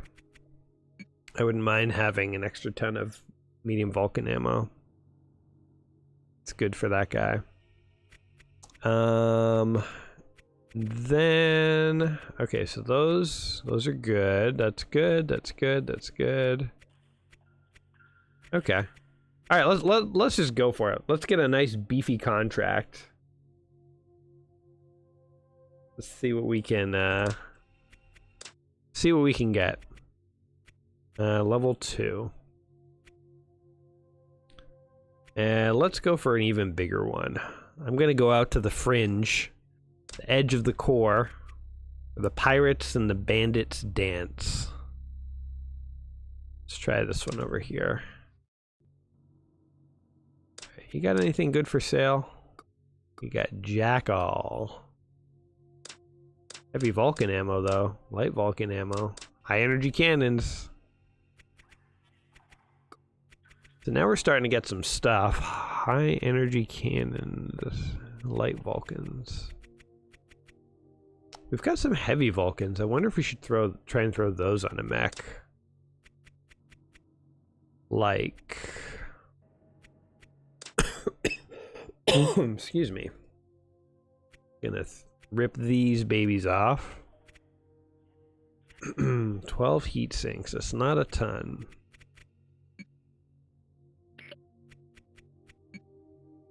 Okay, I think having a light Vulcan is better than all those torture weapons for the way I want to play this. We'll go with that. And oh, I have so many of these guys. I don't think I have enough light Vulcans, though I do not. Okay. Whatever. The thing with this game is you can spend a lot of time like modding it and stuff. And it's really fun, but I feel bad making you guys sit here for like 40 minutes while I mod all my mechs. So I'll leave it to you guys to do that in your spare time. Excuse me. Okay, this one looks semi-promising. So the frontline combat is brutal, though. It really is frontline. Okay, this one... Okay. I think I'm going to try this one. It's an escort mission.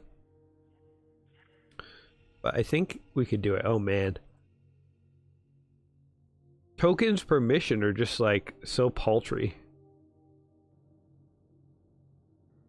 Let's see what they do. Oh, they just... Oh, we just got the contract. All right. Wasn't fully expecting that. No crew. No one to talk to. All right, very lonely planet. Morventhar. Not the place to be, as it turns out. All right. So, whew, there's an escort mission. So we want fairly fast mechs. And we have quite a bit of leeway. Okay, so we're gonna have the heavies. We'll bring one boomer. And then we'll try and go with faster mechs. So we'll bring our Nightwings. And then we'll go even faster.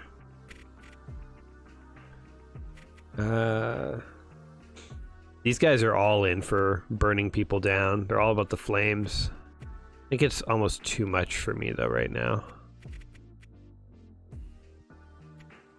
Oh, I could bring the really fast guys. You guys want to see like the fastest mechs? It's probably a terrible tactical decision, but I'll bring them anyway because they're cool. Okay, cannons and mid-range. Oh man, you were made for the boomer.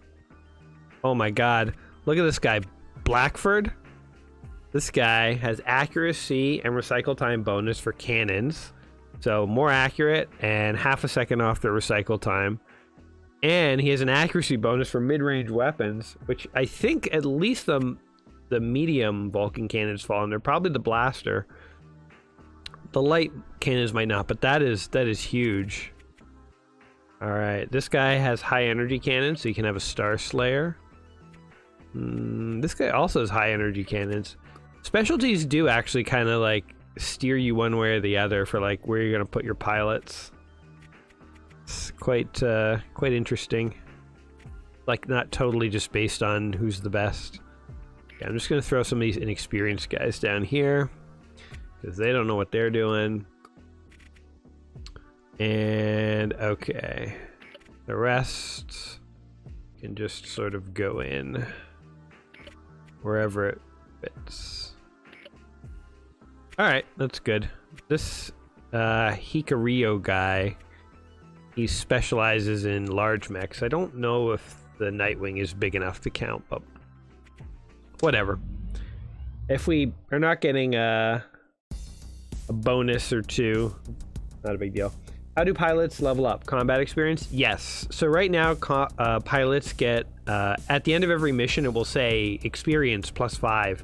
That means everybody across the board who was in combat gets +5 to their piloting and gunnery skills. In future, in a future update, hopefully by the Games of Titan update, the way it's going to work is that pilots will get experience based on what they did in combat. So the more guns they fire, the more their gunnery goes up, the more they like dodge shots and ran around, the more their piloting goes up. Because I always like the idea that, you know, your skills require you to actually do the things that are improving. But that's more complicated to program in right now, so it's not there yet. Also, there are some pilots who have no specialties, and I would eventually like to see them develop specialties, but I do sort of want to cap it where pilots will only ever develop like somewhere between 1 to 3 specialties. So it's like not like every pilot is destined to become like a legend where they're going to have like, you know, maxed out skills and like 3 specialties and so on. So there's sort of a little randomness innate to the pilots themselves as to like how many specialties they might develop if they have none. So yeah, anyway, future stuff, but here's the Zephyr, by the way. Fastest mech out there. I don't know if it looks super impressive. It doesn't actually look that fast compared to everything else, but it's the fastest. Anyway, our job today is just to keep the enemy off the convoy's back, so we are working on that. I think bringing in the super heavies, like Star Slayers and the Neo Mechs and stuff, might have been not like a bad idea, but they are like super slow. Here's my boomer. Okay, boomer, get him. Yeah, he's doing his thing. I don't know. He's trying. I think the convoy is like slowly getting away from me. Oh my god. Okay. I think my Zephyrs... Oh god, stop shooting the convoy! My Zephyrs at least are good distractions.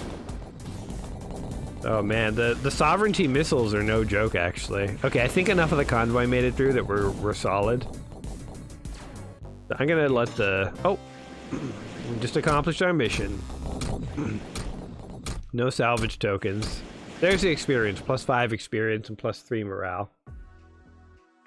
Piloting XP is how much they would move. Or move during combat. So, piloting affects how easy your mech is to hit when other mechs fire at you. So, the piloting skill would go up as you dodge attacks in combat. That's the idea. So the gunnery skill goes up as your shots land. Your piloting skills go up as you dodge hits. That would be the general idea of what would happen with those experience things. Okay, still nothing amazing here. Maybe I'll just repair my mechs, because I know we got another mission or two. Okay, I'm gonna throw armor on the Star Slayer. Wow, those Zephyrs. I'm not bringing the Zephyrs into combat, so I'll just leave them beat up. I'm gonna save the rest of my tokens, because I don't think we get any between missions. Okay, this is a raid.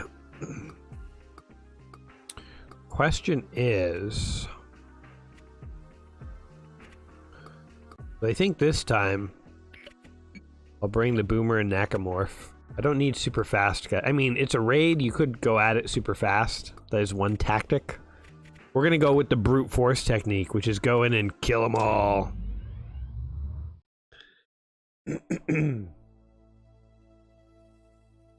Alright, assault the base.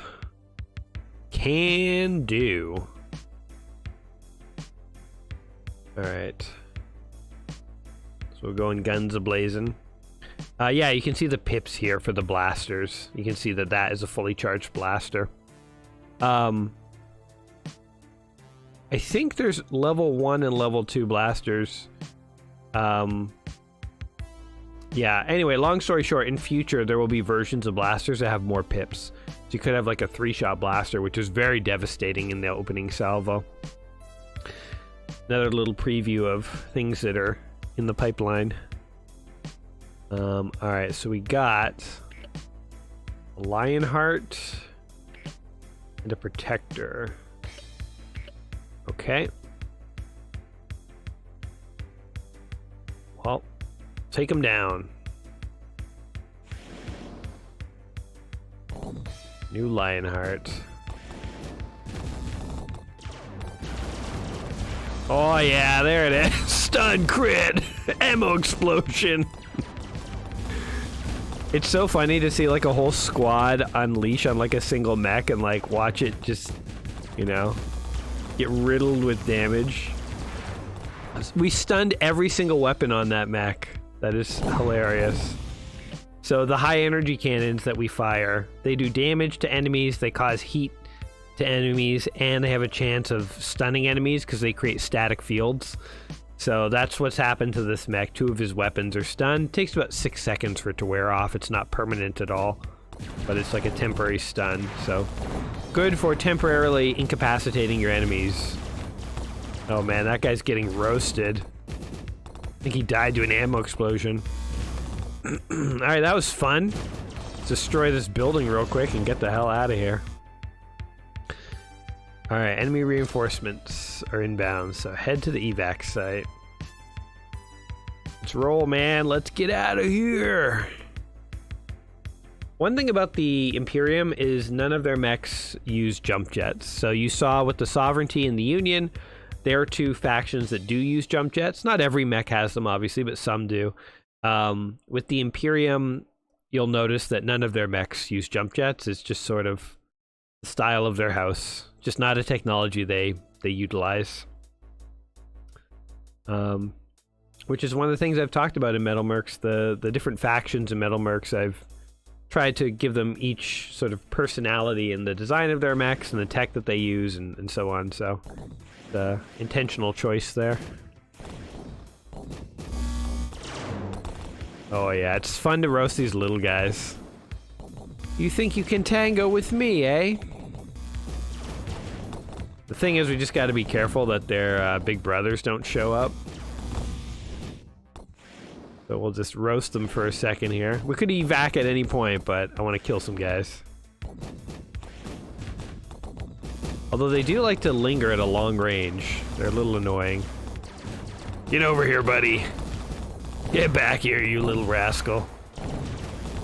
Right down he goes. Alright, just throwing more into the salvage pool. So hopefully we can actually salvage something. An Excalibur. That's a cool mech. But we're gonna evac. Got some money off of that. Experience, morale. Great mission overall.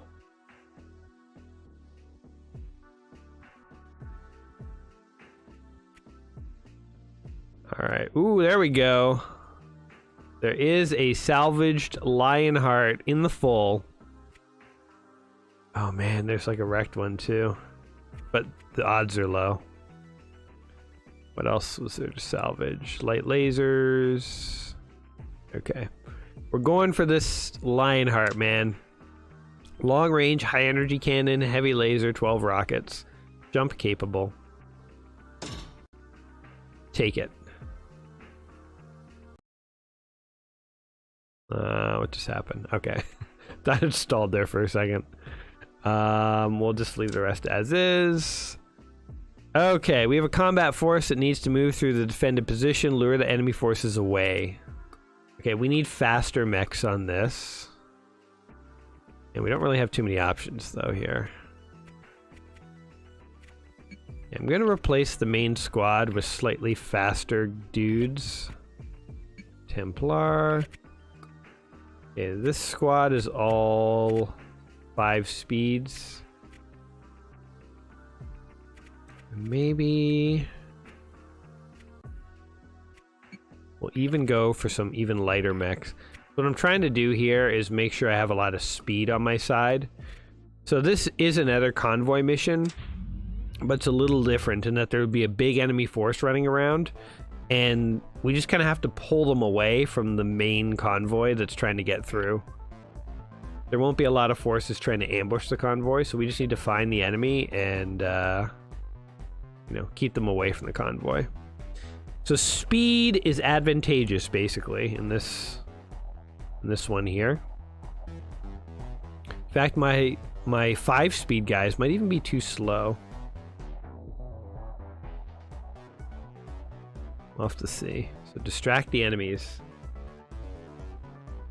What would you consider the Mackie of your universe, if applicable? Somebody asks in the comments. Interesting question. So I guess you're basically saying the giant trash can that is like the first mech, the big beefiest mech. I think of the current mechs I have designed for the houses, there isn't one at the moment, but that's the kind of mech that you might see something like that appear in the fringe outside the core. So when the pirate mechs and other mechs out there get designed, you might see something like that. Is that what you meant, or did you just mean like what was the first battle mech of ever created? Because that's the other thing the Mackie was the first mech ever created, right? So if you clarify, I'll let you know. Okay, we're doing a good job of luring the enemies, but we're also taking a heck of a lot of damage here. Where's that convoy? They better be moving. Oh man, they're crazy progress. Oh. Okay, let's just get out of here. I think the convoy already evac'd. Flee! No, we're gonna lose, yeah. Ejecting! Convoy made it through. Time for you to escape too. I'm working on it, Chief. Stupid sovereignty mechs. Might have lost them in the forest. Though they do have jump jets, so. But we're faster, ultimately. But they have long-range missiles. I don't know if we're gonna escape this. Well, we definitely will escape. I don't know if they're gonna do too much more damage here. Damn, that guy was so close to dying. Kinda wanna kill him. Okay, let's see if we can real quick. Put him in the salvage pool. There you go, that's what you get for chasing me, you dick. Alright. Oh man, there's a lot of angry friends out there though.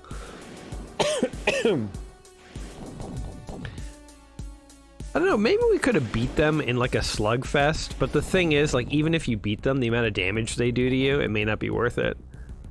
So like the economics of the fight don't really make sense, even though technically we could win.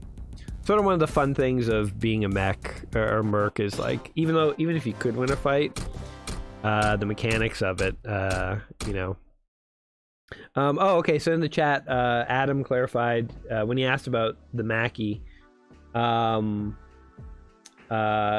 was asking like, what was the first mech ever created? So that is a very interesting question, and I actually can't answer it in full because one of the elements of MetalMercs is it takes place in the year 5016. If you talk to people in the pubs, it showed you can talk to others and they'll talk to you. Some of them will talk about the more distant past of MetalMercs, but suffice to say that the center of MetalMercs is not Earth. And a lot of the older history of MetalMercs is sort of shrouded in myth. So imagine a civilization where, you know, they're not really 100% sure what happened 3,000 years ago, 2,000 years ago. There wasn't really a good recorded history, and so there's lots of stories, and there's some consistencies between stories and inconsistencies. It's one of the things that will get explored later in more eras and stuff. But suffice to say, there's not a clear answer as to what the first mech ever built was. Essentially, for as long as the current houses have been functioning, they've been using mechs. So, yeah. Anyway, a little bit of a mystery, but not for lack of thought. There is something behind it, and that kind of question might get answered eventually in MetalMercs. But for right now, most people in universe wouldn't be able to tell you. Like the characters in universe, they would say we're not sure. So yeah, I don't know if that's a disappointing answer, but it's the truth. All right, let's. I'm gonna repair this mech that got scrapped. Oh, I don't have enough salvage tokens. Never mind, I'm not gonna do that. I guess I'll just repair its internals. And it's this guy's armor, why not? Save some money later on the repairs. Alright, let's patch our mechs up. And visit the speed shop. Yeah. I think what we'll do maybe is one more mission. One more mission. Oh, I know what I wanted to show you guys. I keep forgetting. Okay, so this is a feature that you used to be able to do is you could rename your pilots, right? So you'd say, oh, Astron Blackford, I'm going to rename you Joe Joeyson. And you could do that. This is a terrible name, Joe Joeyson. Anyway, you probably would have more interesting names than that. But now, you can't actually rename your pilots, but you can edit their call signs. So we could call him Black Dog. Blackford is the Black Dog. And then you'll see that Astron Blackford, now his call sign is Black Dog. If we don't like a call sign, we can just erase the call sign. And then the call sign will just be his last name. So that's basically how you can rename pilots now. And it's it was sort of funny that you could fully rename them before. I mean, from a gameplay perspective, it made sense. But from like a lore in universe perspective, it was like, oh, mom, I got a job at Walmart. Now my name is David. They've renamed me. So it was sort of like that. So it sort of seems more appropriate that you can name their call signs, but not them specifically. So that's a minor thing. But also, as you'll notice, you can sort people by call signs and names and stuff now. So, and when we redid the pilot little info box down here, before it would say Nyrissa, Noodles, Kirazel, all in one line, and if people had long call signs, it would like bleed over onto the next line. So this whole thing was messier before, but it should be more cleaned up and stable now. Anyway, another like minor thing. Yeah, so here's an example of talking to the locals. Some people bloody love the Star region, but I don't get why normal folks like us should care about some rich king. You think someone like the region ever gives two fracks about any of us? The great houses are always playing games. They don't care about us. Got their agendas, pulling the strings behind the scenes, secret meetings. Who really knows what goes on Citadel? I guess it's a typo. No matter what it is, they'd never tell us. And oh, you know what? Somebody asked about sort of the history. Here's, I'll leave the rest for you guys to explore, but here's sort of a little hint as to what I was talking about.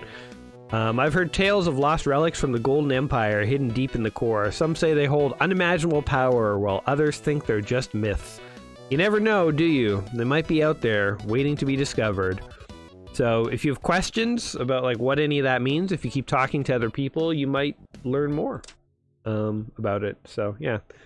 Again, if you're interested in the lore and stuff, talking to others, you will learn some stuff about the universe. And it is one of those things where, you know, the characters in universe believe some things that are true and some things that aren't true, just like in the real world, right? So it's like there are urban legends, there are stories that are not true at all, then there are some things that turn out to be true. So it is, I kind of wanted to add that element to give you guys some fun. Like, if you are interested in the lore, you can do some detective work and like try and talk to people and maybe piece some things together about what might actually exist in the more distant history of this universe. Anyway, let's do one more contract together. Let's actually kill some things. And then we'll probably wrap up there. Let's try and find a contract that has... So I'm trying to avoid the Intercept ones because of that bug. I don't want it to crash again. It'd be a sad way to end. But this one looks pretty good. We can defend a supply. We haven't done a defense. I guess then there is an Intercept mission, so we'll take our chances and we'll see what happens. But, yeah, all right. Jesus, they're so stingy with the salvage. All right, let's see what happens. Okay, that's acceptable. I will take that mission. Let's do it. And we should just check to see if there's any good mechs for sale too, actually. Nothing very significant. Okay. And any good pilots? Last chance to join the what was my group called again? We are the Banner Victims. Last chance to join the Banner Victims. Oh look, the corporate doesn't like us. One thing I wanted to check real quick was... I'm blanking on it. Oh yeah, the pilots. Their stats. 3 kills, 2 kills, 1 kill. Oh, this is 2 kills and 1 down. I think it's kind of cool that we can track these stats now. I will be interested to see on the Discord if anybody creates like the Uber pilot. Like maybe you guys could compete to see who can have a pilot who's survived more missions and got more kills, or who has a better like mission to kill ratio or something like that. That'd be pretty cool. Like you can, oh, we should do that. We should hold a contest on the Discord. We'll call it like the Deadeye contest. Maybe we'll do this like closer to Christmas or something. And it'll be like, who can report a pilot who has the most kills on the fewest missions. You know, like the person who's like literally assassinated the most enemies. That could be kind of fun. Somebody asked, is the corporate Comstar? No, So yeah, good question. So if you're new to what's going on, okay, you know what? I'll abandon my mission just for a second. I'll get a new one. There are 5 houses, as you can see.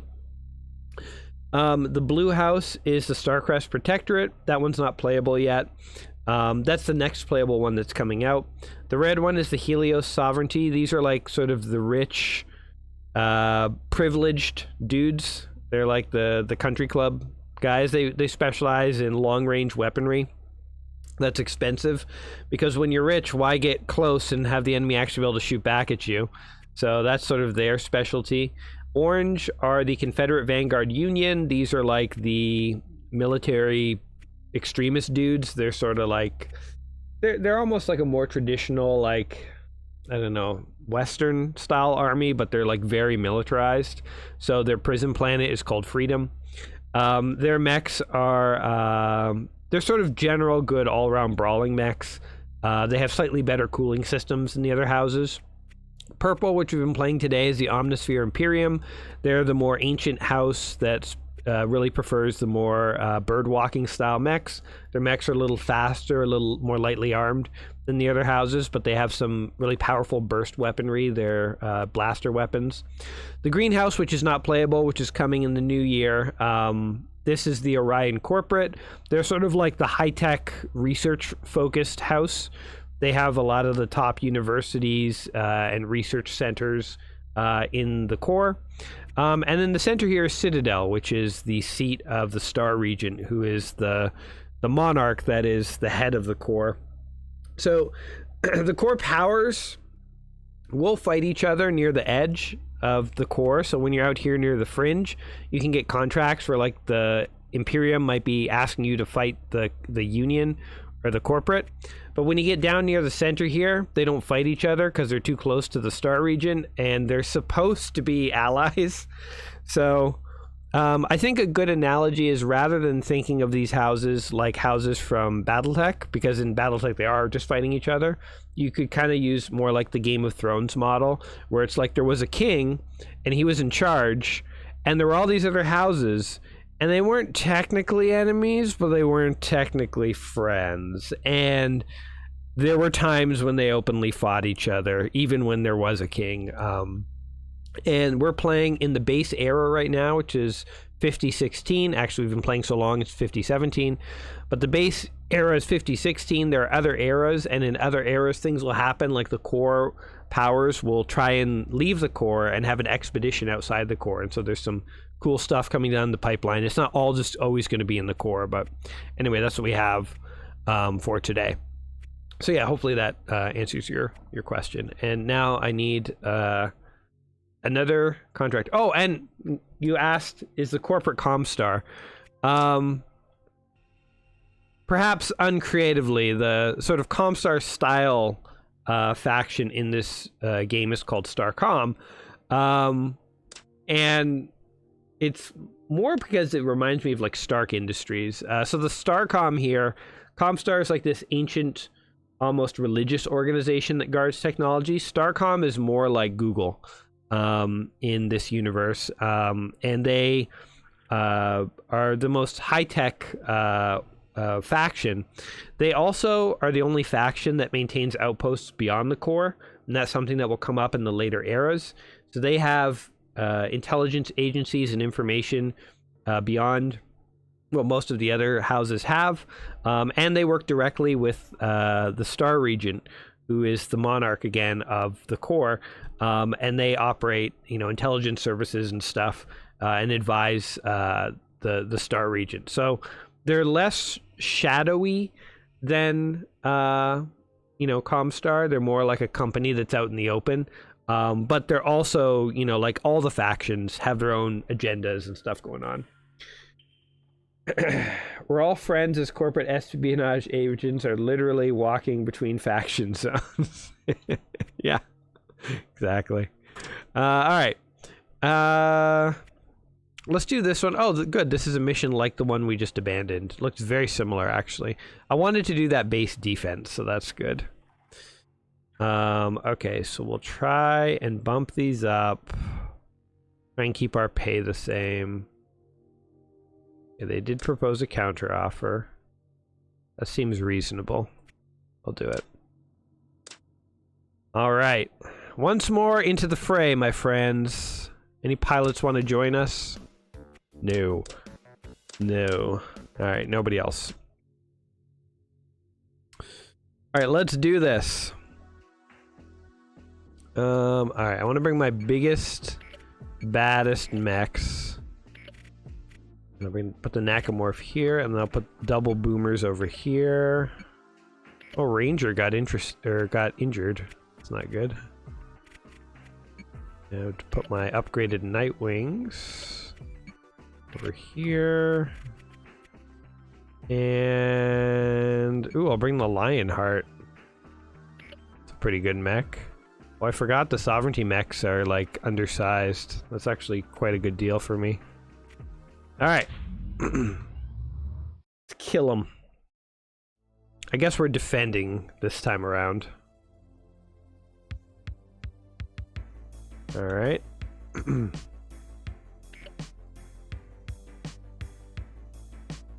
Enemy forces have landed. Prepare for the assault. I'm prepared. I was like, hey, there's a AI unit here. I forgot when you salvage units, they come with the paint scheme that they had when they were salvaged. So you can go in and paint your units if you want. I never painted this guy, so. He's a captured sovereignty mech, and he wears that badge honorably. Alright, we got some enemy activity up here. I'm gonna keep these guys close to the base in case enemies try to flank me. It's like just some scouts. Oh, but with a Dark Knight, eh? That is a beefier mech. Long range, high energy cannon, and then a butt ton of lasers. But mostly light, so as long as we stay out of his close range, we're probably fine.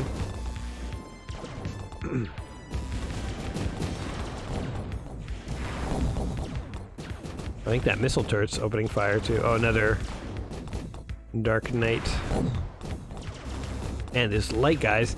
It's funny, like, the Sovereignty really does keep its distance. So they're the guys, the rich guys. They rely on a lot of, oh man, they're overheating me too. Not my boomers! They rely on a lot of missiles, which are actually pretty expensive weapon systems. So yeah. Oh no, these boomers, man. So in MetalMercs, when your units overheat, they just start melting. So you can see one. It's the internal structure slowly melting away. Okay, get back here and cool down, damn it. Oh my god, I'm actually getting overwhelmed here. Well, you know, it'd be kind of cool to go out guns blazing anyway. We did say this would be our last mission, so. Oh my god, I think this boomer is just gonna melt. I don't know how they did it. Maybe he just has terrible heat management skills, but this guy, this pilot, oh my god, yeah, it's too late. He blowed up. Excalibur, man, the Sovereignty's kicking my butt. I thought this was going to be an easy mission. I guess it was a 3-star. I guess I'm not ready for those yet. Not quite. Anyway, I think this will be as far as we go today. We'll see if we succeed in the mission or not.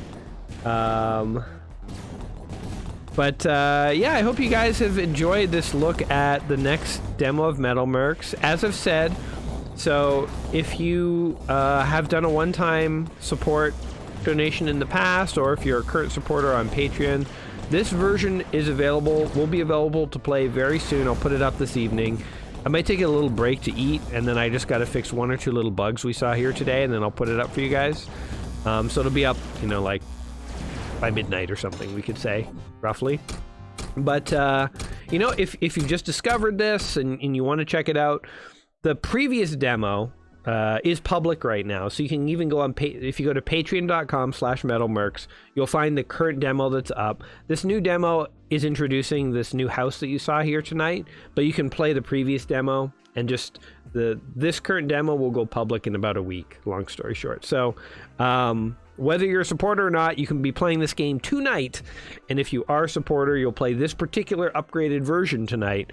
And if you're not a supporter, you could always consider supporting. But, you know, if you don't want to, that's okay. Just in about a week, you'll see this version of the game come out too. And if you've just discovered us, whatever, even if you don't play the game, come join us on Discord, please. It's awesome. There's some fun people there. And as I've said, it'd be cool to like hear you guys swap tales of like tips for like how to build custom mechs, especially using cross-house technology is kind of cool. And I think the idea of maybe doing like some sort of pilot contest would be kind of fun. I'll wait until this version is public, so it won't be super soon, but it might be kind of fun to do. Maybe even like a monthly thing of like the monthly top pilots. You guys could submit your top pilots to me. It'd just be cool to see, you know, what guys you had and how well they did and stuff. So yeah. The Boomer just kept shooting its Vulcans even when it was melting. Yeah, so pilots, their piloting skill actually dictates how intelligently pilots handle their heat. That's another thing that the piloting skill affects. So it might be that the pilots I threw in there had bad heat management skills. The other thing is all pilots, except really good pilots, usually will get a little antsy if they haven't fired in too long, and then they will fire. But it's probably just that the guys I put in didn't have great heat management skills. Also, the Vulcans are fairly low heat weapons, so they might have been firing the Vulcans rather than the lasers to try and keep their heat down, but they're still kind of doing a bad job of it overall. Somebody said, so is there a MetalMercs and a MetalMercs? Has it changed entirely to MetalMercs? So, yes, if you followed the project since the beginning, it started off as MetalMercs, and it was a totally Battletech fan game. The MetalMercs version is no longer being worked on in that sense. So, if you want the latest version of the game, it's just MetalMercs. And the Discord is shifted to be more about MetalMercs than BattleMercs. But the old BattleMercs beta is still available. It has some bugs. It doesn't have many of the new features that you've seen here. But if you just love use of Battletech and you just want to go play the old Battletech version, it's still there.